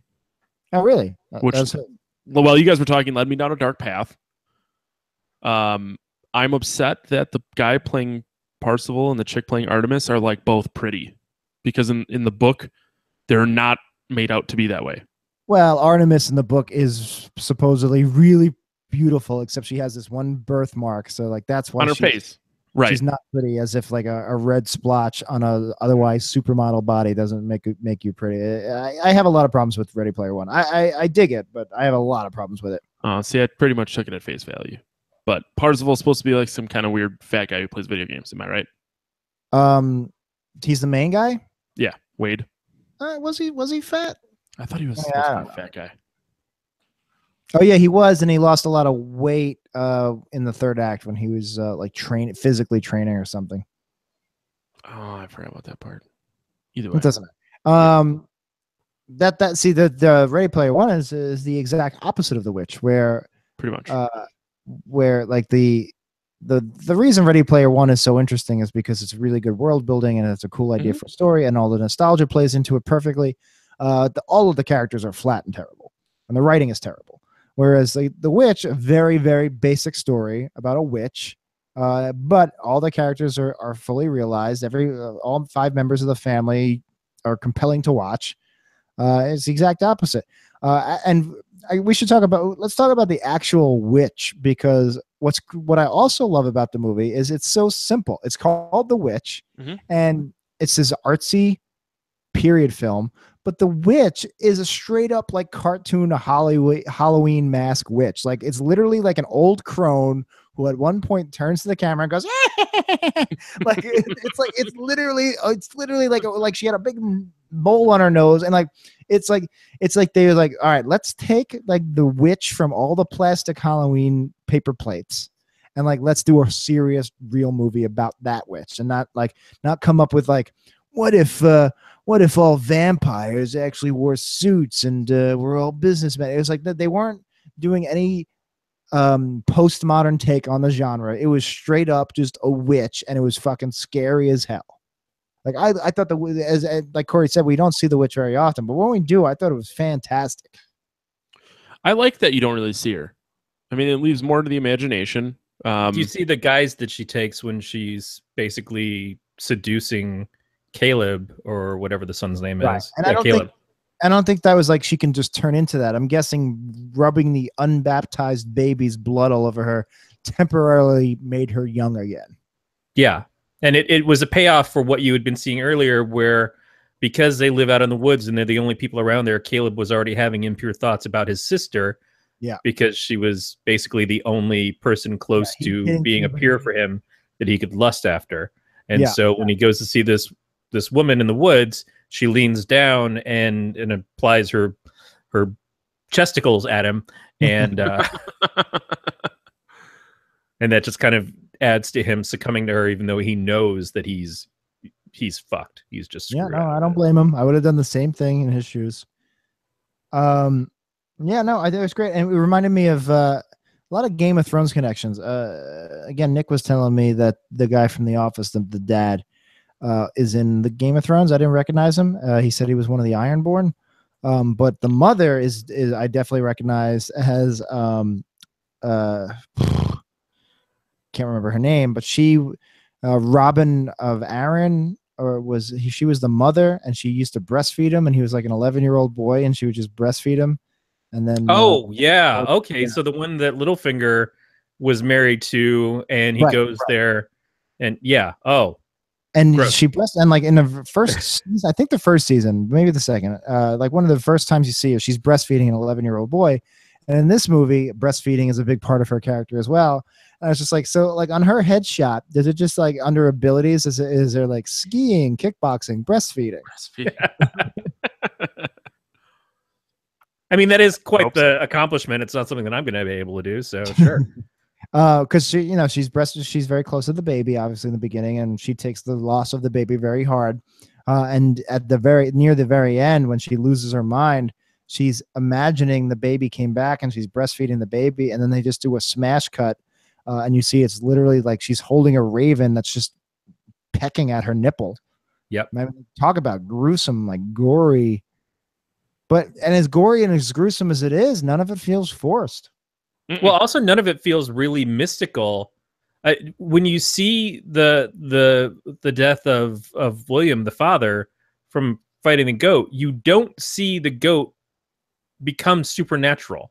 No, you don't see supernatural stuff in this much at all. At most, you see the belief of supernatural things. You see the two young children, they can't remember how to say their prayer, and they start doing the essentially the satanic chant, and then Caleb starts saying it too in his stupor, which gives it far more weight. Yeah.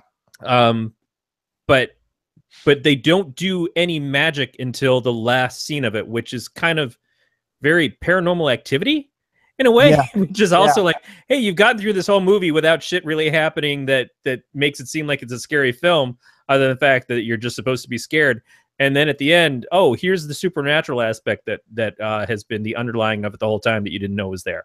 But it makes it so much better doing it that way. And it almost makes me wonder, as nice as it was to see those couple of witch scenes earlier in the film, if they didn't show the witch at all, if they just cut those maybe 60 seconds of screen time out, the entire movie would basically be, all right, is there something supernatural happening? Or maybe it is all in their heads. Or maybe the daughter is crazy. Or maybe there's eels in the water. Oh, well, no, that's last week.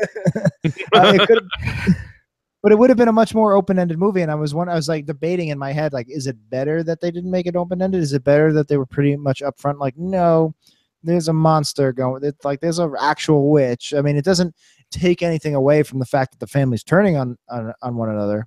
I don't know. What do you guys think? You think it would have been better if they left it open-ended as to whether there was anything supernatural going on? Well, even in that regard, at the end of the movie, you can kind of be left wondering if the title is about the witch in the woods or if it's about the recruitment. Thomason. Yeah, the recruitment of a new witch. She becomes the witch. She's the witch. She's the one that keeps getting blamed to be the witch the whole time. Because it doesn't do a lot of things in such a solid way that you can't leave it up for interpretation or question. Especially with the two kids. The two kids and the fact that they are kind of instigating everything and are the ones who are really, it seems, possessed from the very beginning in the way that they act, but not in a way that you would question it just to look at them. They just seem like annoying little pissant kids that maybe they would have been called out again if they were in more of a society than they were in just a single home where it's like we all got to deal with our own shit and nobody else is really looking at the kids too hard because I'm busy taking care of the baby and these two are busy doing chores. And so these fuckers get to run around with a black death goat. Right. And I was thinking, I was like, every time they would open their mouths, they were so annoying. I was like, the dad puts up with such little bullshit. Like he wouldn't yell at them for the shit that comes out of their mouth. I was so mad we didn't get to see them die on screen. Oh yeah. Jesus. I really wanted that cathartic murder of two toddlers. Yep. And you get it with the mother, who I think just as much is her character is deserving of it in this. And as much as she also doesn't deserve it. You know, she's had so much heavy shit that she's gone through that's led her down this path. But you do want this moment of like, no, please kill that bitch. Yeah, exactly. And so you have that. But you're right. The kids, we don't see that happen with them, and that's too bad. And so it sounds like you are on the you're pretty firm that they definitely were communicating with the devil, because I couldn't tell if that theory was also wrong and then this was all coming from external, was all coming from the witch in the woods. No, Or, you're right. I couldn't tell you for certain, but it certainly felt authentic by the time we got around to that. yeah, like when And, they and when they're all locked up in the barn together, yeah, it just seemed like they were not freaking out to the degree that she was. that's a good point. Yeah. So we've been dancing around it, but I like the whole reason we're talking about this movie, I think, is because of that last scene. We got to talk about Black Phillip. Yeah. Matt, what do you think of Yeah. Black Phillip? I think Like, did it throw you for a loop when all of us like, because, and it was really well done. Basically, so what they've been saying, all right, Black Phillip takes the form of a goat. Black Phillip is the devil. And when she finally, after all her family's dead, she's the last man standing. She goes and she talks to the goat. She goes into the barn and she talks to the goat. She goes, "Are you really the devil? Or if you're the devil, please say something. Please say something. Help me. Like, throw me a bone here." And they stay on her face like 20 seconds, and it's just like, oh man, she's just lost it. And then out of nowhere, suddenly you just hear this like ominous whisper of the voice of the devil. And it really, like, they waited just long enough where you're like, that goat's not the devil. And then suddenly the goat actually is the devil the whole time. This dumb looking, like, goats are so dumb looking. Like, they just look at the camera and they just look so stupid. They're like the Matt Steins of the animal kingdom. And yep, dopey with huge dicks. But so what did you think when the goat actually started talking? I'm trying to think when I saw in the theater, like what I thought. I don't recall being like that must have been shocked. great seeing with a crowd. That must have been cool seeing with an audience. No, I hate had to people. be, I hate people, and they had to I been a really collective think gas. no. There was maybe 10 total people in this theater. Yeah, I drove to meet a buddy of mine. We touched tips halfway between where him and I live, and saw it in a very small town. I'm glad that it was playing there. What's up? It wasn't a wide release. I mean, it was. We have like the Marcus theaters, and I think it was playing in all those. Okay. I don't recall being shocked. Like, I think I kind of expected that was the way it was going to go. And it still could have been interpreted that she was crazy at that point. Yeah. The whole ending could be just something in her mind. Right. Which, yeah, if you want to look at it that way, but I don't think that the goat talking, regardless of if you want to see it as she was crazy or that's really what happened, is depending on what way you want to look at it. But the goat talking didn't surprise me. Now, if you want to consider if she was crazy or the goat really talked, now that's a different conversation. I like to say it's definitely open ended, but I personally like to take it at face value. I like even when the goat is talking, or I think Caleb said something similar too, is they see a book in front of them that isn't physically there, and the book is some sort of thing about them making a pact with the devil. Yeah, so she doesn't know how to write her own name, so he's like, "I'll lead you through signing your name into it." You know, when I didn't even realize set, how to sign her own one name. pair of goat prints in the stand, that's where I carried you. But but yeah, there's so psychologically they have to see the book. The book isn't actually a physical thing either, so it's still all very much could be a mental thing. It's a metaphor for selling your soul to the devil. Yeah, that's absolutely. I think I know the answer to this, but and I wanted to look it up and I didn't. But the idea of signing the ledger and calling the devil Black Phillip, those are pre-existing things, right? This movie didn't come up with the idea of calling the devil Black Phillip, right? No, I think Black Phillip is. He's been around. Yeah, to the internet. Because when I hear Black Phillip, I think of Uncle Phil from Fresh Prince of Bel-Air.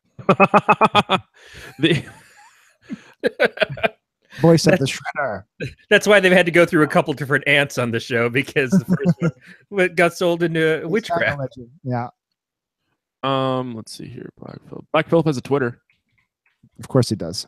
I don't it's know called @real Donald Trump. Oh, geez. @PoT. Oh, Don't. shots fired. He's the devil. Ah. No, I wouldn't give him that much credit.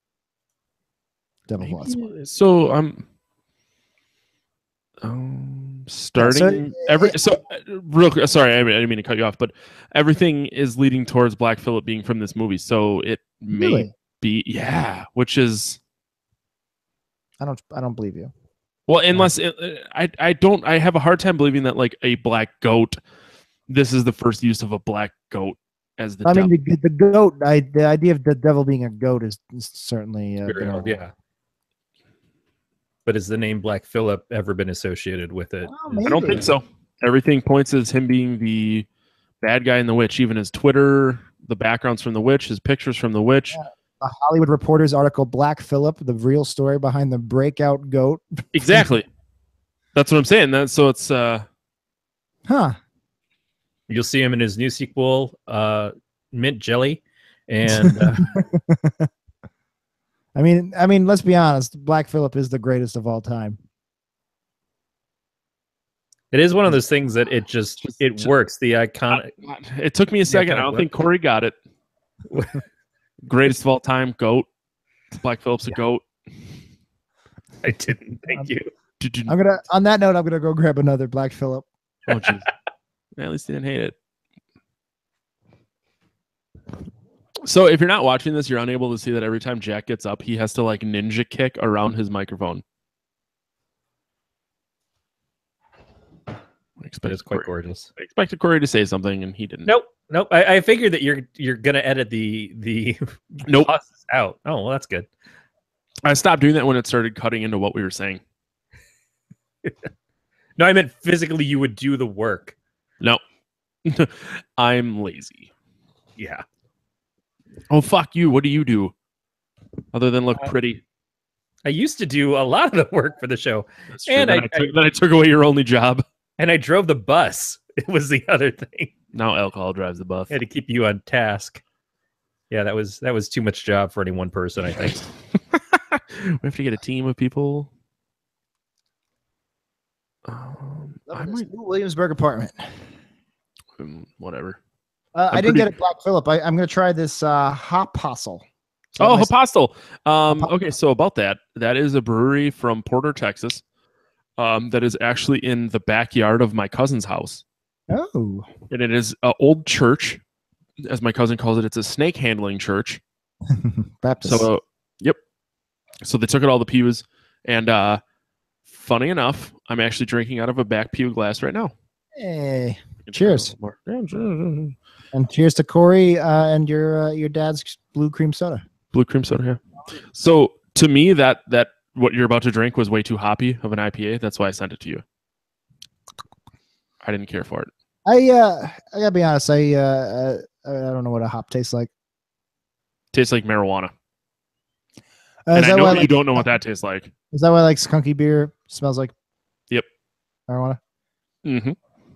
If I use Arm & Hammer deodorant, and I stink throughout the day and I don't shower, for some reason it smells like marijuana, like skunk weed. My wife. Only if I use like certain deodorants like Arm & Hammer and Right Guard. My wife had some stinky rabbits in her car, which rabbit piss smells like straight ammonia, and had driven through a dead skunk and got to work. And someone she worked with is like, "Do you smoke weed?" She's like, "No, I just drove through a dead skunk." And the guy's like, "I wouldn't believe you had I not done the exact same thing." A guy I worked with, it was a city job, so he didn't get fired, but he almost did. Got soaked in a rainstorm, and he put his weed in the microwave. Oh, what? And stunk up the entire establishment. What's wrong with this guy? Oh, he didn't give a fuck. Oh, I just thought he was dumb. No, he didn't give a fuck. I don't even know where we are at this moment. What was your take on Black Phillip? Well, he looked tasty. He looked delicious. Yeah, no, he's a good villain for the movie because everything that goes around him, he literally had to do nothing to let it happen. Whatever he was doing behind the scenes, you never had to see. It all just came out in accusations later, and then the final bit at the end. So it was just an ugly ass black goat. Was this your first or second time or multiple time watching this movie? Well, you guys talk about this. I'm gonna go pee and get another beer. Yeah. Okay.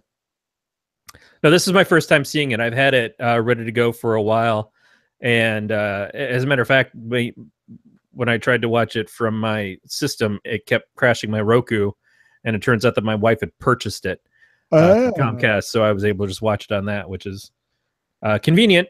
Yeah, no, the reason I ask is because watching it for a second time, knowing the twist, I was like watching the goat the whole time, and like there's nothing obvious. It's not like Tyler Durden or anything, but it's you can interpret a lot of the things that he like when like there's a lot of cuts to Black Phillip that I didn't notice earlier on, where like they would just do a close up of Black Phillip when they would bring up the devil, and it was really interesting.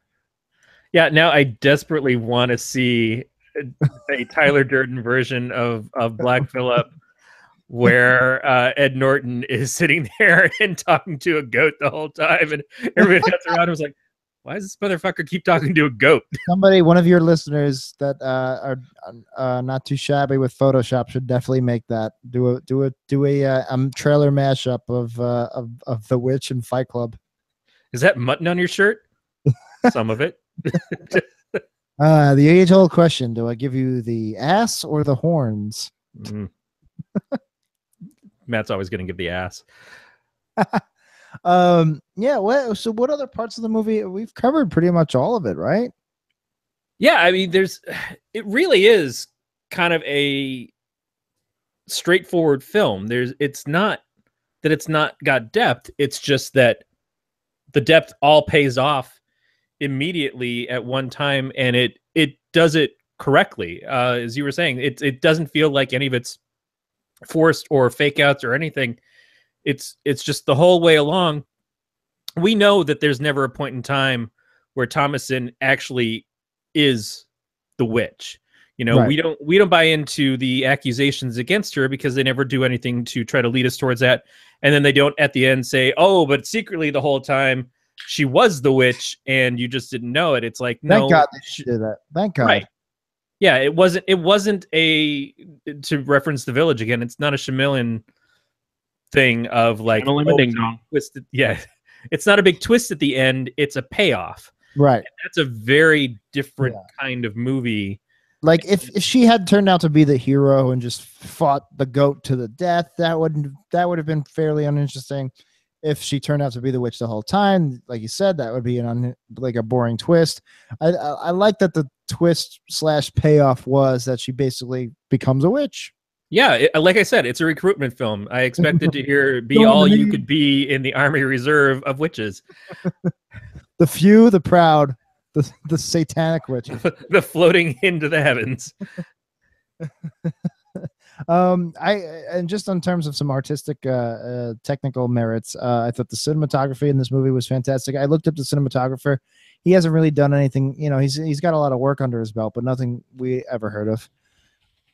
And I thought the score was so good, between the sharp strings and the like crazy 2001 opera, like women chanting.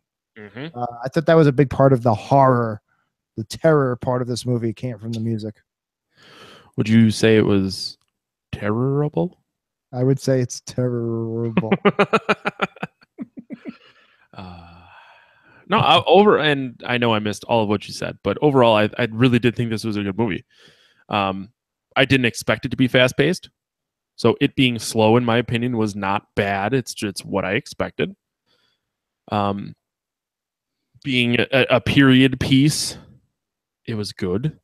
Like it's what I wanted in this movie. I didn't want supernatural, insane devil shit and a ton of gore. Yeah, it never pretended to be something different than what it was. It turned out to be. And what it is, it did a very good job of. But do you think that this is a movie that you turn to often? That you say, "Oh, you know, I've got a hankering to watch The Witch."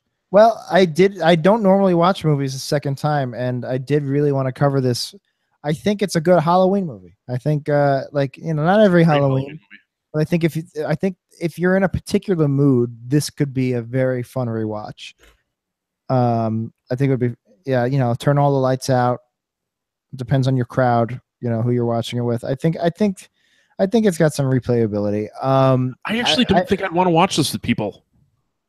Really? Not the you don't want to watch like a baby getting mutilated and like literally seeing chunks of baby flesh on a table. Play it at Sunday school. Yeah, just as the part's gonna play, you gotta slap the guy next to you and be like, "Ooh, I like this part." I may have done that today. Quick, reach into my popcorn. I have a legitimate question. Could you see? I mean, from what I know, this was very much the vision of one guy, and he seems like a pretty stand-up fella. But could you see if he happened to be a sellout, or if he doesn't have a say in it, there being a line of straight-to-video sequels, Witch 2, Witch 3, Yes. Witch 2000? Which 2000? Well, it'd be which 2020. I could totally see this. I feel like this the mythology they've set up in this movie could lend itself to really crappy straight to video sequels. Before the Witch, the prequel. Before the Witch, Black Phillip Diaries, the Anal Witch, the Triple X parody. It certainly seems as easy to jump from this to sequels as it would for any of the Insidious movies, and then the secondary movies of The Conjuring and stuff. Erin bought the Annabelle creation movie the other day, and she was watching it. And after the first Annabelle was terrible, she loved the new one. She thought it was it's really on my cool. list. That's such a weighty title too, Annabelle creation. Yeah, I haven't seen any of the Conjuring films. Me neither. So the second Conjuring was very good, in my opinion. I didn't see Conjuring. I like the Insidious movies. But actually, I might have saw The Conjuring. I was watching a movie without sound. I forget where I was. It was like a barbershop or something, or like wherever I was, some kind of waiting room. And I was watching this movie with Night Owl from Watchmen, Patrick. Wilson. Patrick Wilson. Yeah, and I'm watching. I'm like, I've seen this movie before. And I was like, but it's not Insidious, but it is. And I was like, this isn't Insidious because it doesn't have the characters from Insidious. And then I realized at some point I had actually sat down and watched this movie, which was crazy because, it's weird when you watch a movie and you don't remember watching it. And like, I did that with one of the girls with the dragon tattoo sequels where I was like 2 hours into the movie. I was like, I've seen this before. But I don't know if that was an Insidious or a Conjuring. If it was a Conjuring, that's the only time I've seen a Conjuring. It just depends on who his wife was played by. Right, he's in the first two Insidious movies, and then he's in the Conjuring films. I think it was a Conjuring. And they're from the same people. Yeah. No, it was Insidious because I think it was about how like the two ghost hunters. It was a prequel. It was like how they meet the old lady. But this is not interesting. I'm sorry. No, that's okay. I'm thinking out loud here. But I came up with a title for the sequel to this movie. Back to Black Phillip. Oh. The Witch sequel with all AC/DC soundtrack. It's got to happen, guys. And then at some point, Black Phillip is walking across the dusty road, and he gets hit by a semi truck that has the Green Goblin's face on it. And then it just turns into Maximum Overdrive. Right? Yeah. Don't steal our fucking soundtrack, you bastards. Which, by the way, is streaming on HBO Go. Ooh. You guys haven't covered Maximum Overdrive on this podcast, have you? No, it's one of the recommendations. Brandon Raymond recommended it probably right about the time that we started this podcast. Do you want to secure your revisit? As I'm obsessed with that movie. I mean, come on, it's the only movie Stephen King ever directed. It opens up with an ATM killing somebody and then scrolling across in 8-bit digital. Fuck you, fuck you, fuck you. Isn't it Stephen King?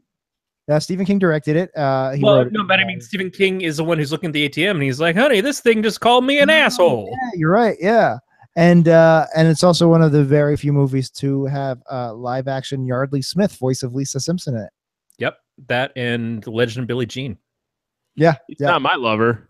Where we get to see her get her first period, which is an episode I'm just waiting for The Simpsons to do since. Oh my God! Well, she's 8 years old, so the way with all the hormones we give our kids these days and antibiotics in their meat. You just can't help it if you're around Bart, since Bart gets wet for him. Lisa's first period, season 30. Jesus, you gonna get into about how Bart and Marge fucked and Marge got wet for Bart? They didn't have sex, but she did get wet for him, and they did imply they had just had sex. So I don't write these episodes. I know. We're gonna sidetrack here for a bit because that's all I do. But I had seen that episode before you guys talked about it, and I never thought that they had just got done doing nut to butt stuff. And when you talked about it, it just made me so uncomfortable because I'm very much a face value type of person. It's a Family Guy thing. Yeah. They do that with Stewie on Family Guy all the time. In any of the fantasy ones, like Stewie's the king, and he's got Marge is his wife or concubine or whatever, and then Peter comes in and breaks up the marriage. Not Marge, Lois. What is Lois? All the time on Family Guy they do that. So it seems so much like this is something that The Simpsons learn bad habits from the show that's been ripping them off for a number of years. That's a good way to put it. I think they did learn some bad habits. You're not into Star Trek, are you, Matt? Right? I mean, I watched a bunch of Next Generation when I was a kid, but have you guys watched the Orville? I'm curious what you guys think of the Orville. How is it? Corey, have you watched it? The first 2 episodes didn't do a lot for me, but I hear so many people raving about it. And it definitely feels more like Star Trek than Star Trek Discovery did, which feels more like CSI in space. I have a lot of friends on Facebook and such whose opinions I take very seriously, and a lot of them are professional writers and work in the industry and are much more successful than me. And everybody is raving about the Orville. And I've watched every episode. I'm keeping up with it. I don't get it. I don't think it's good. It's fine. It's just so mediocre. And you're right in that it is more Star Trek. It's basically like a modern day Next Generation. But I don't understand the raving about it. I don't get it. It's so 2-dimensional. It feels like a UPN, like USA. Yeah. That's what it looks like. It's like Enterprise. Yeah. Growley's vouching for Orville as being a good light comedy space show, and we're shitting directly into his mouth. Well, no, the problem is the comedy. Is that I don't think it knows how to handle when it's saying that it's a comedy sci-fi series. It doesn't know how to be funny with the stuff that it's doing. It's just random insertions of. It's like Family Guy humor of we're going to do these segues for these jokes that we have written that we just need to force into this hole in the plot here for no other reason than to have a cutaway. And I love the idea of doing modern day workplace humor jokes in the Star Trek universe. I love that idea. Yeah. Most of the jokes they do are really like Family Guy, really like lazy fart jokes and booby jokes. And like, are you saying there's something wrong with fart and booby jokes? Well, not only that, I think that I can watch Family Guy and I think it has more jokes per minute that I laugh at than the Orville does. That's for sure. Right. I think the Orville is maybe 1 in 5, 1 in 6 jokes. And like, I think Seth MacFarlane is a really funny actor. I think his delivery is very funny, and he usually gets the biggest laughs out of me on the Orville. And even those are few and far between. I like what they're doing. I just don't think they're doing a good job. And that's nothing new to me. A show that should be good that isn't is nothing new. What interests me, and that's why I brought it up, is that a lot of people whose opinions I respect are raving about it. So I'm like, I've watched every episode. I like it. It's fine. I feel like, I don't know. I feel like they're all wrong and I'm right. And there's a big chunk of it. No, I completely agree with you. I think that tonally the comedy isn't connecting to the rest of the show, which is not to say that I don't think they could do something funny. I just don't know that the way that they write. Seth MacFarlane, I think, is, like you said, he is very funny, but I only see him succeeding at being funny in animation. And I've never seen him do anything live as himself that was really funny like he is on the shows like American Dad or Family Guy or even Ted. I think that there's something that can be done that's more outlandish coming from an animated character that can't land as well with the humans in his writing. Whereas you see the South Park guys, Trey and Matt, when I saw Basketball, I laughed as hard at Basketball as I did at South Park the movie, and that movie fucking killed me. Yeah. So I think those guys can be funny in real life, and I just don't know that Seth's humor transfers well in that way. But he's a very talented guy, and I like him overall. When I see this, somebody said that it was a trick. It was a trick on Fox. It's like, we want to make a Star Trek show. They wouldn't let us do Star Trek, so we're going to pitch this thing like it's Family Guy in space, but then But it's it's not. and Yeah, I'm but it's surprised Star Trek. I'm surprised they get away with it because it is so much Star Trek. It is pretty much Next Generation without teleportation. Yep. And I don't like that because I think the stories so far haven't been bad. They would have easily have been Next Generation plots. So I think the weakest part is the humor and not the Star Trek part. But I really like if they're actually going to do good at that and do well at that and be a good space show. I'm very happy. I would love that. But then if they're going to do that, I would really like it to be stand apart from Star Trek. I would love to be a little bit different. There's one episode I haven't watched yet. I'm like 15 minutes into it. And it starts off like a Black Mirror episode where it's like a society that where downvoting, like they vote by downvoting, and it's like, what if Reddit ruled the world? And it's like that Black Mirror with the 5 stars. And if they do more shit like that, where it's like, all right, maybe they're doing like, why don't they focus more on the planets and the societies and do more kind of Elseworld and how the Orville Earth straight man relates to that. That could be interesting. I hope they find their voice. I would love if they did something different from Star. I don't need watered down Star Trek. I don't need Well, it. remember the first season or so of Star Trek Next Generation wasn't strong. It took some time to really warm up. Second is if it's a con job, it's a beautiful way of doing a con job because one, the show's being considered very successful, so it's very likely it's going to be renewed. Exactly the same as Star Trek. I'm two, surprised they get away with it. But that's the thing is like right now we don't have a Star Trek. Yeah. You know, we have Star Trek Discovery, which isn't even on regular TV, and between Paramount and CBS fought so hard to not let it even fucking happen. And the Star Trek movies became action films as opposed to Star Trek films up until the third one. I think the third one's actually okay. But yeah, so there's a hole that could be filled with this. Is your dad a Star Trek fan? My stepfather, not that I'm aware of, no. Oh, good, because they do say the F word on the new Discovery. Oh boy, yeah. Say the F word. So Discovery really is not on TV. It has to be streamed. Played the first episode, the pilot, essentially on regular TV, and then you had to go get the CBS All Access. I paid $60. I paid it up front for a year's subscription. It was cheaper, and I went in with a Star Trek fan from work. And so basically I paid $30 to watch this. Man, you should have just asked because the guy at work is like, oh, my wife wants to watch it, but I don't want to pay for it. And I just downloaded it. I can't. They turned off my internet, and my girlfriend was very upset. I got caught torrenting, and I can never do it ever. Did you really? They turned off my internet, and they wouldn't turn it back on unless I paid like a ridiculous fine. Oh, wow. I had gotten a lot of threatening emails. It was Rick and Morty that I was downloading, and I could have gotten that for free. I didn't realize Adult Swim streams it. Jack, just talk to your boy. I got you. Well, now it doesn't matter, but yeah. It pisses me off that the 4 strikes I got were, the first strike was Deadpool, which I hated. So like that shouldn't even count. The second strike was Interstellar, which isn't fair because that movie came out like 4 years ago. Let me just download the fucking movie. Right. The third strike was Rick and Morty, which again, like it makes no sense because I could have just watched it for free anyway.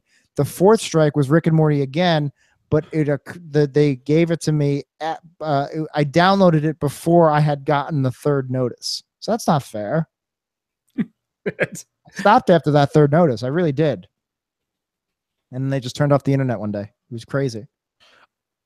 And it's in my girlfriend's name, and she was not happy. Yeah. She'll get over it. Yeah, no, she will. She has no choice. Well, exactly. It's like there are worse things that could have happened. It's not like someone assassinated her. Yeah, no, I deleted my LimeWire. I'm no more BitTorrent. Wait, you still used a LimeWire? Yeah. No, I didn't. Yeah, no, I didn't. Wait, did I use LimeWire? What did I use? think we've had the problem. I don't know. I didn't delete it. Hold on 1 second. I thought you just said you did. It's been open this whole time. Shh. I forget what I used. I think I used LimeWire. That doesn't sound right. LimeWire is like 15 years ago, right? Yeah.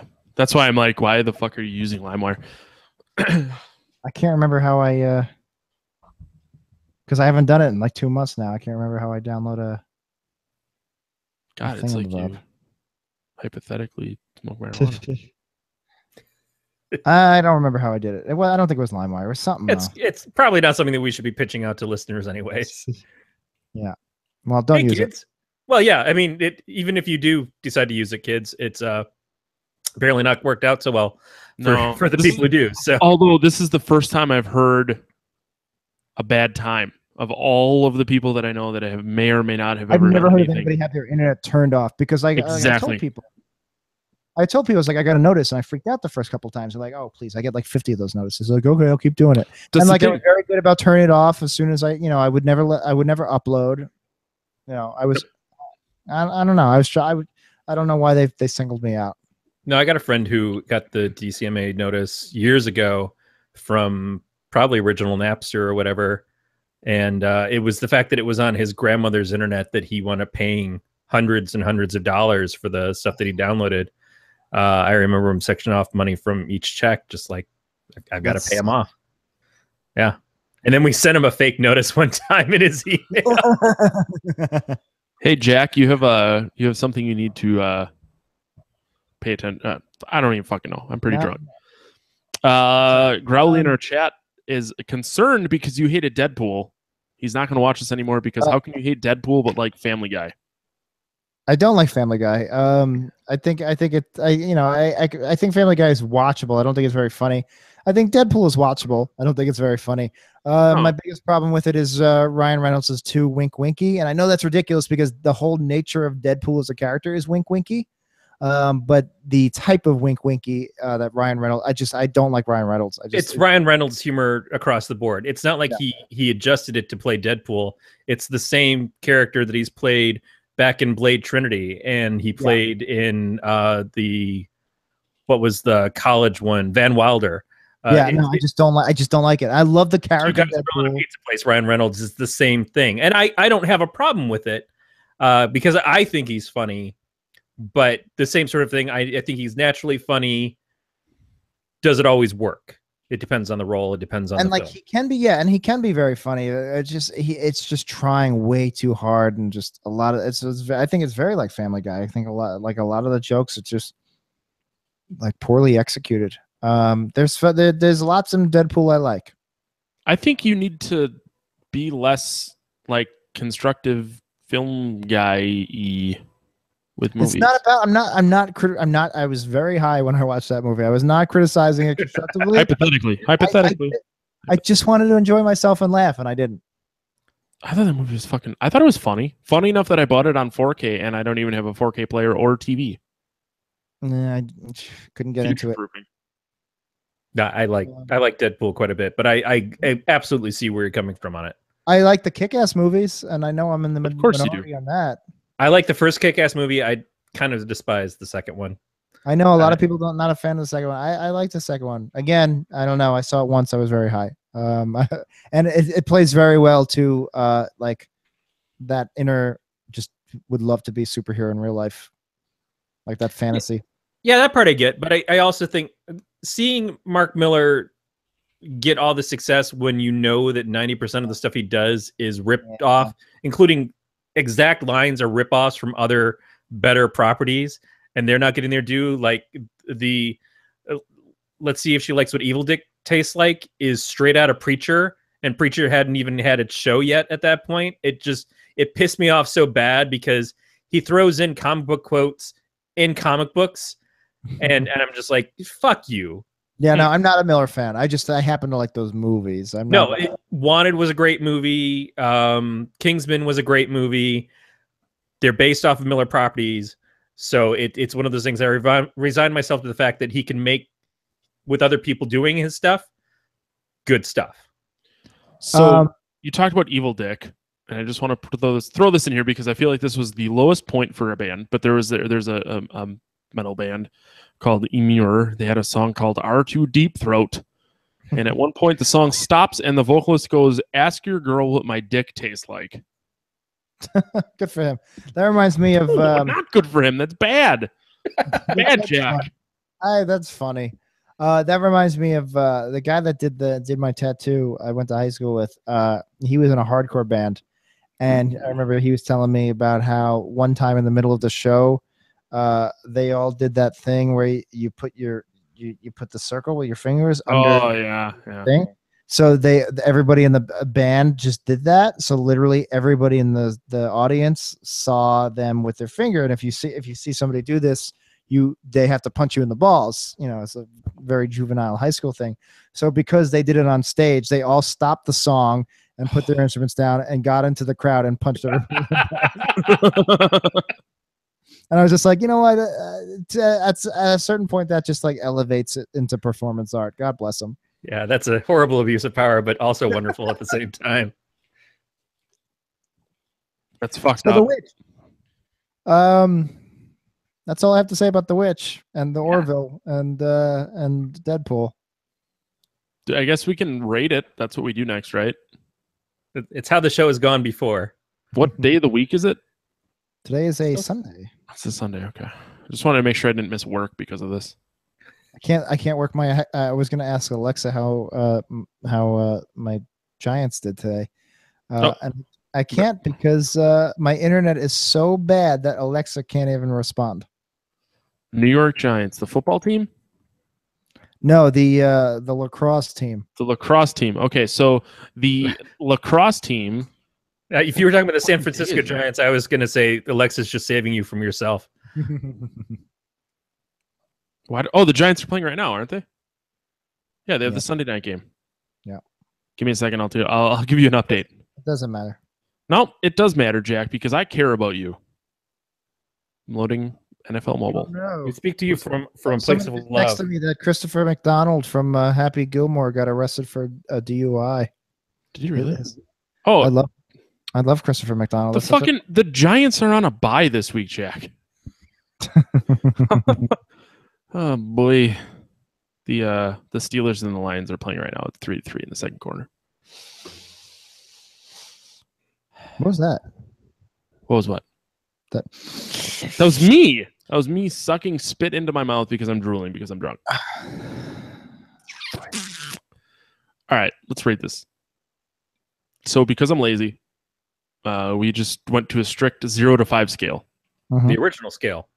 Yeah, the original scale. I stopped trying to hump the wee thigh, and we just went straight to a 0 to 5 instead of. So no 0.5s is what you're saying? No. You can do 0.5s. Yeah, we just used to do it on like a three tier thingy, and right. If anybody's listening and wants to, if you're a hardcore Podcast of Terror fan, and you decide to, which is no one, ranking system off of these guys. Best advice I can give you is do a 0.25 scale because we're really regretting not having done it from the get-go. We had a 0.3 last week. Oh, nice, good. No, so you can do quarters. Well, let's do quarters. At least on our show, we don't want to change the scale because then it'll retroactively mess up all our rankings. Right. With us, the numbers don't matter, but you guys have been very meticulous with your scaling. We have been. Meticulous is an interesting word. We have been, but we also don't give a shit because it's all pointless. Well, I also see you change your score after you've given it. Yeah, that too.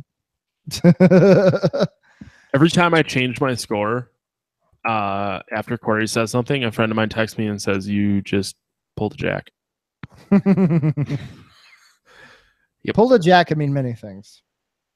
Well, I didn't get jacked. Just pulled a jack.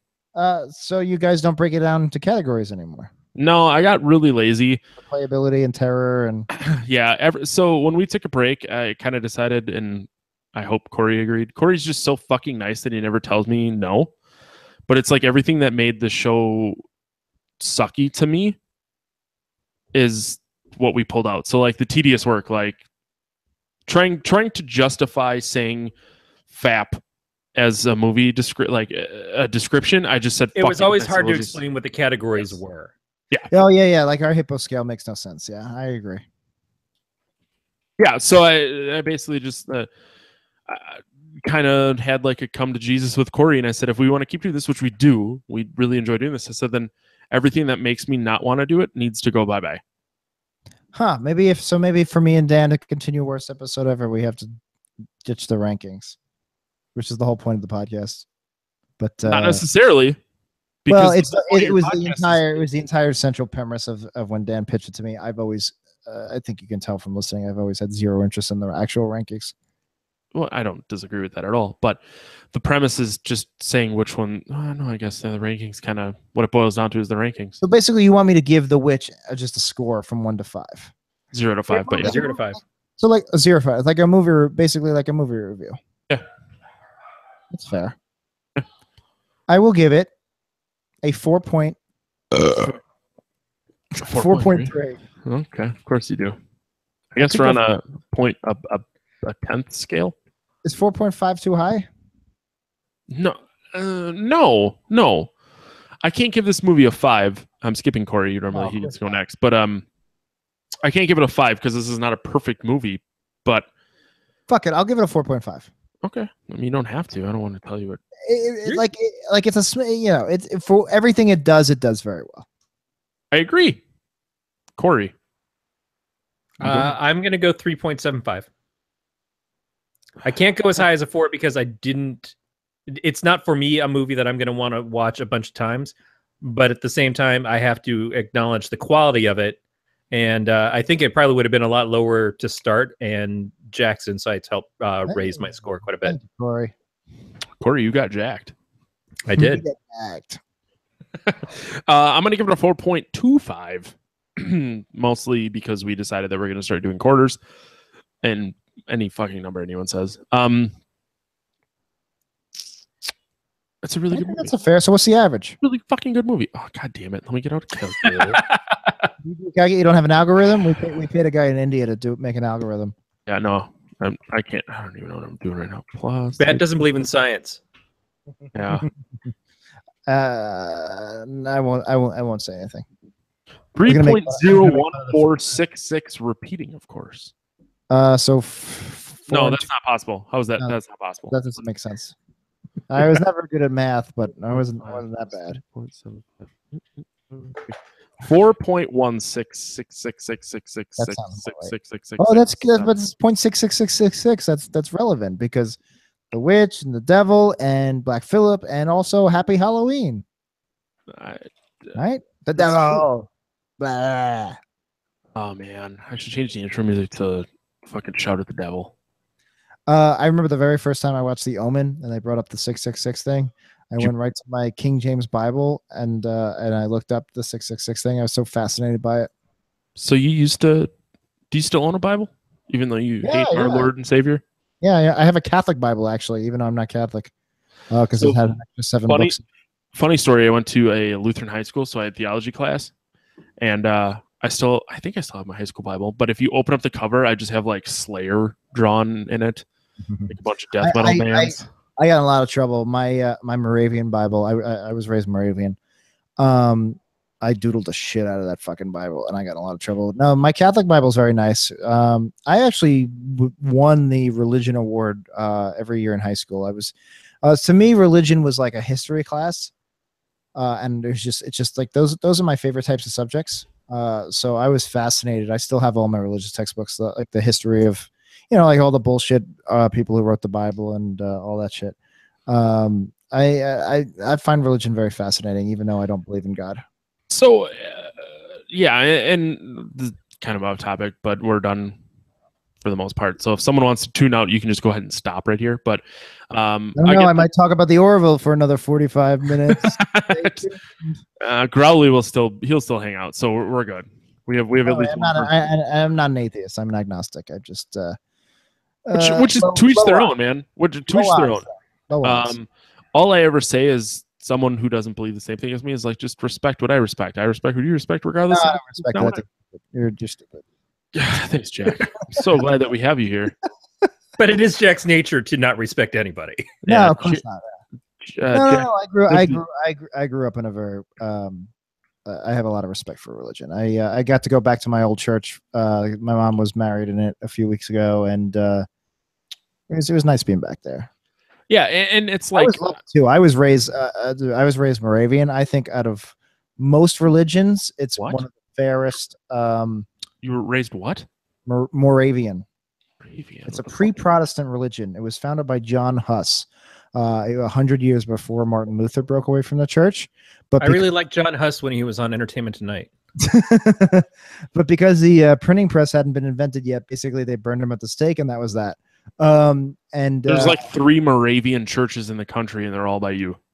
Oh, never mind. This is a picture of the state of Wisconsin. You dummy. No, it's an evangelical religion. So even though it started out in Moravia in Germany, it's mostly in the Caribbean now because basically the tried and true you're not supposed to be a Moravian and go to church every Sunday. You're supposed to go and do missionary work. So there's a bunch of like rich white people who are Moravians, and then 99% of Moravians now are like Caribbean natives.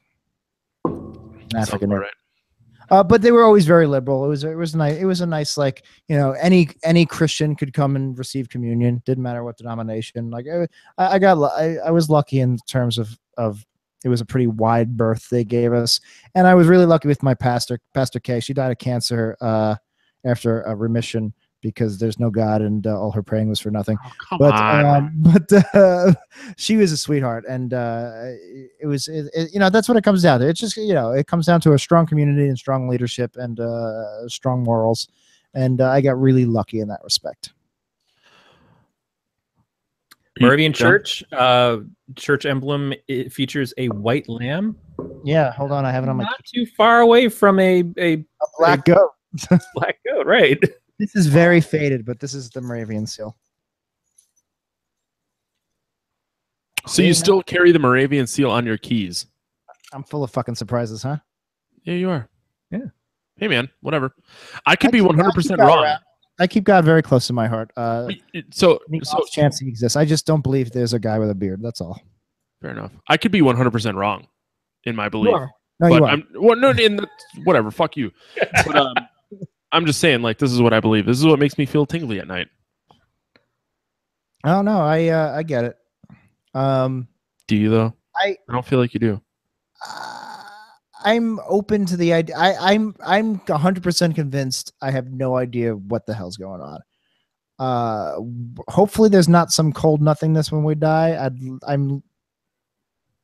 don't know which way I'm leaning towards. I'm hoping there is something there. I'm pretty sure pretty much everything that's told us to us in religion is all man-made bullshit. But I'm hoping there's some kind of thing out there. Some kind of opposite of Black Phillip. That's the best I can put it. White Peter? White Peter. Yep, it's just a white Shih Tzu.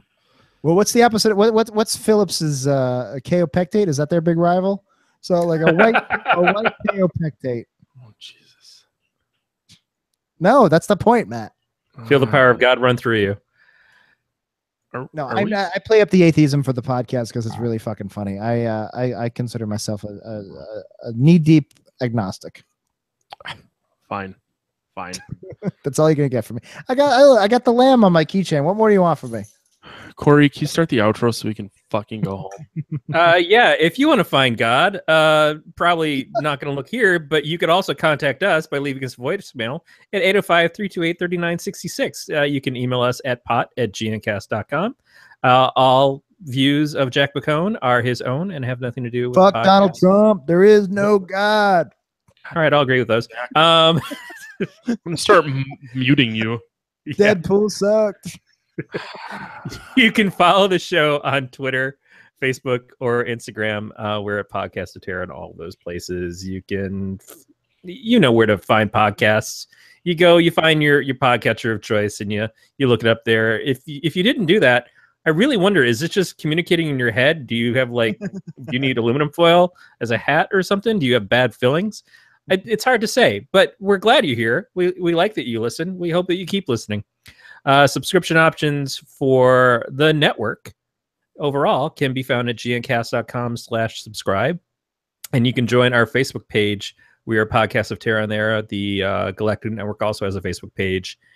Jack, where can people find you? I mean, obviously in church. Yeah, of course. WePodcast.com, WEEPodcast.com. You can also search in most podcast apps. You can search for a network name. It's called We Studios. That's WEE, worst episode ever. Studios. Check out 90th Percentile. Check out our Simpsons podcast, worst episode ever. Check out our commentary series, Sync Points. more stuff on the horizon. I'm hoping to do a collaboration with these two fine gentlemen in the very near future. We've Oh, been please. saying that for like 2 years. I He's know. gone through About the quite a Gremlins bit in that podcast, 2 right? years. Actually, I wanted to talk to you guys about this before, but I've just been I thought I was supposed to move like 5 days ago. I thought I was going to be in a good place tonight, and I'm not. I'm like literally like a day out of moving, and I'm all discombobulated. And we were supposed to have an off-air conversation about this, and I wanted to ask if you wanted to make the announcement on air. But I do plan on figuring out. I would love to record our joint podcast miniseries in the near future, perhaps for an early 2018 release. I don't know if you guys want to go into details about that, but Should we just announce it as we decide so it if right we now? announce it, even though there's a good chance we'll just fuck it up and it won't happen? No, dude, We've you been tell fucking me this up for 2 years. I didn't say it. He said it. So if you want But Corey off, we can this is just the vote first Corey time off. I don't have two other weekly podcasts I have to worry about. And honestly, I'm down to one. Corey's the only one with more than one. So if you give me a fucking date, I'll be there.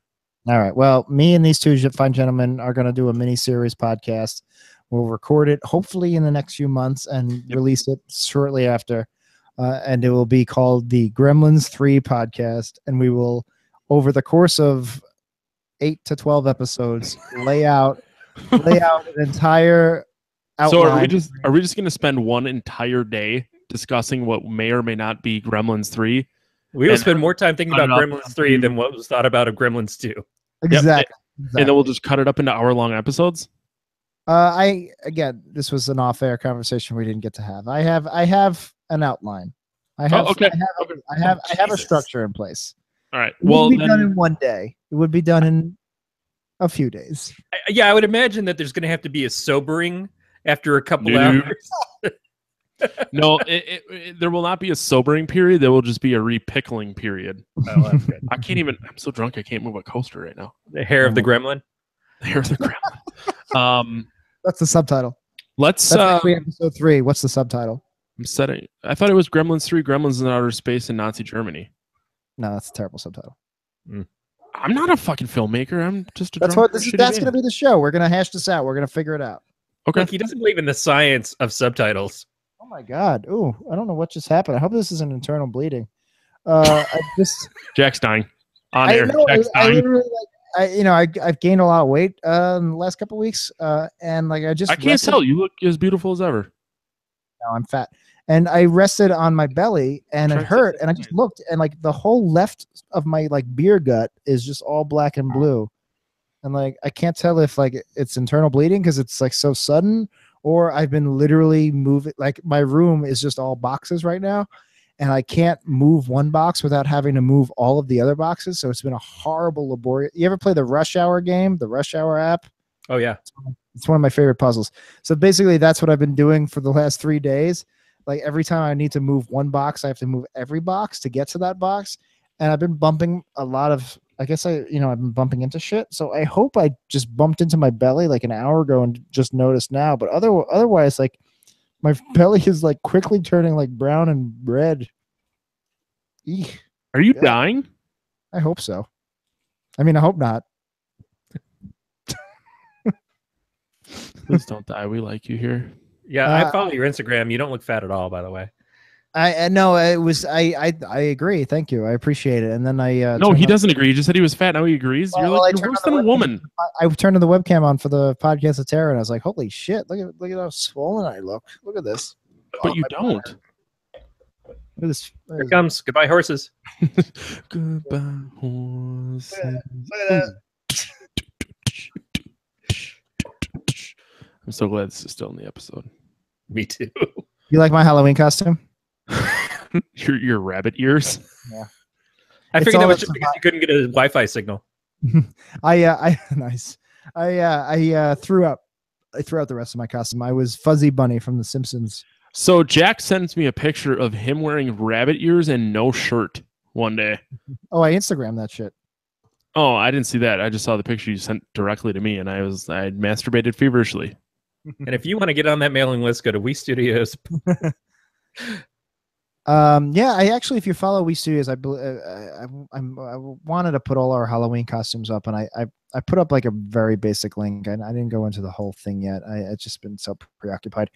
But I'm hosting Simpsons trivia. God damn it! I wish you would do it here. Sorry. For the very first time. I'm very nervous about it, but Dan does it every month, and the costume contest is easily the highlight of the year. The Simpsons costumes they come up with are always incredible. So this was part of mine. Didn't you win? I came in second this year. I came in first last year. How many people sign up? Like 30. So second place is nothing to shake. No, it was nice. I feel bad. I wasn't expecting them to win at all. I feel like because I'm so close to the judges, to both Dans, that I shouldn't be eligible. But they, I guess, maybe rightfully so, because I put like $80 into my costumes and I put a lot of work into it. They feel the need to reward me, and it's a very nice feeling. But I don't need it. It's all superficial bullshit. It's a nice feeling though. It's superficial bullshit that I need to quantify my existence. It's like an Oscar. If I want, it's like an Oscar. Oscars is such bullshit. But if I want an Oscar, I would rub it in everybody's face. I'd be like, look at this Oscar. Everything I did was worth it. Hi, I'm Jack Picone. This is my Oscar. That's why we ask for reviews on iTunes. Exactly. Which we never get. I wrote you one. It was nice. It was very nice. All right. I better get going because I gotta take a Uber back home. Oh fuck yeah! It's like 9:30 there. All right, Corey, where can people find you? Go to donutscomics.com. That's where the comics I'll publish for Levi Krauss are at. Terrific. You can find me on Twitter and Instagram and Untapped, because I like to drink, at Matt the Lifeguard. That's gonna do it for this episode. Next week we're gonna be talking about Young Frankenstein with Mike Beach. Oh, I'm so jealous. Well, just come hang out. Mike Beach is co-owner of Hate Brand Goods, Habit Coffee. I don't know, the motherfucker likes to throw things over. That's great. That's a great movie. Good for you guys. And by the way, I know it's been a few weeks, but since I haven't been on, I just wanted to say it's so great to have you guys back on the regular. We missed podcast world missed you during your hiatus. Yeah, my Mondays are a little empty without my 90s percentile, but I think I'm going to go back to the beginning and start re-listening to them once a week. I'm sorry to hear that. Will not be doing that because I have other things to do, like I don't know. Yeah, exactly. If you're re-listening to them and you've heard them before, maybe you can get away with some 2x, some 1.5x. That's true. Maybe. Awesome. All right. Well, that's gonna do it for another episode of the podcast here. Thank you guys for listening. We'll talk to you guys next week. Stay scared, everybody. Boo. Jack, say something funny. All right. Bye, YouTube. Or pretty much just Growly and Ashley. Bye, Ash. Bye, Growly.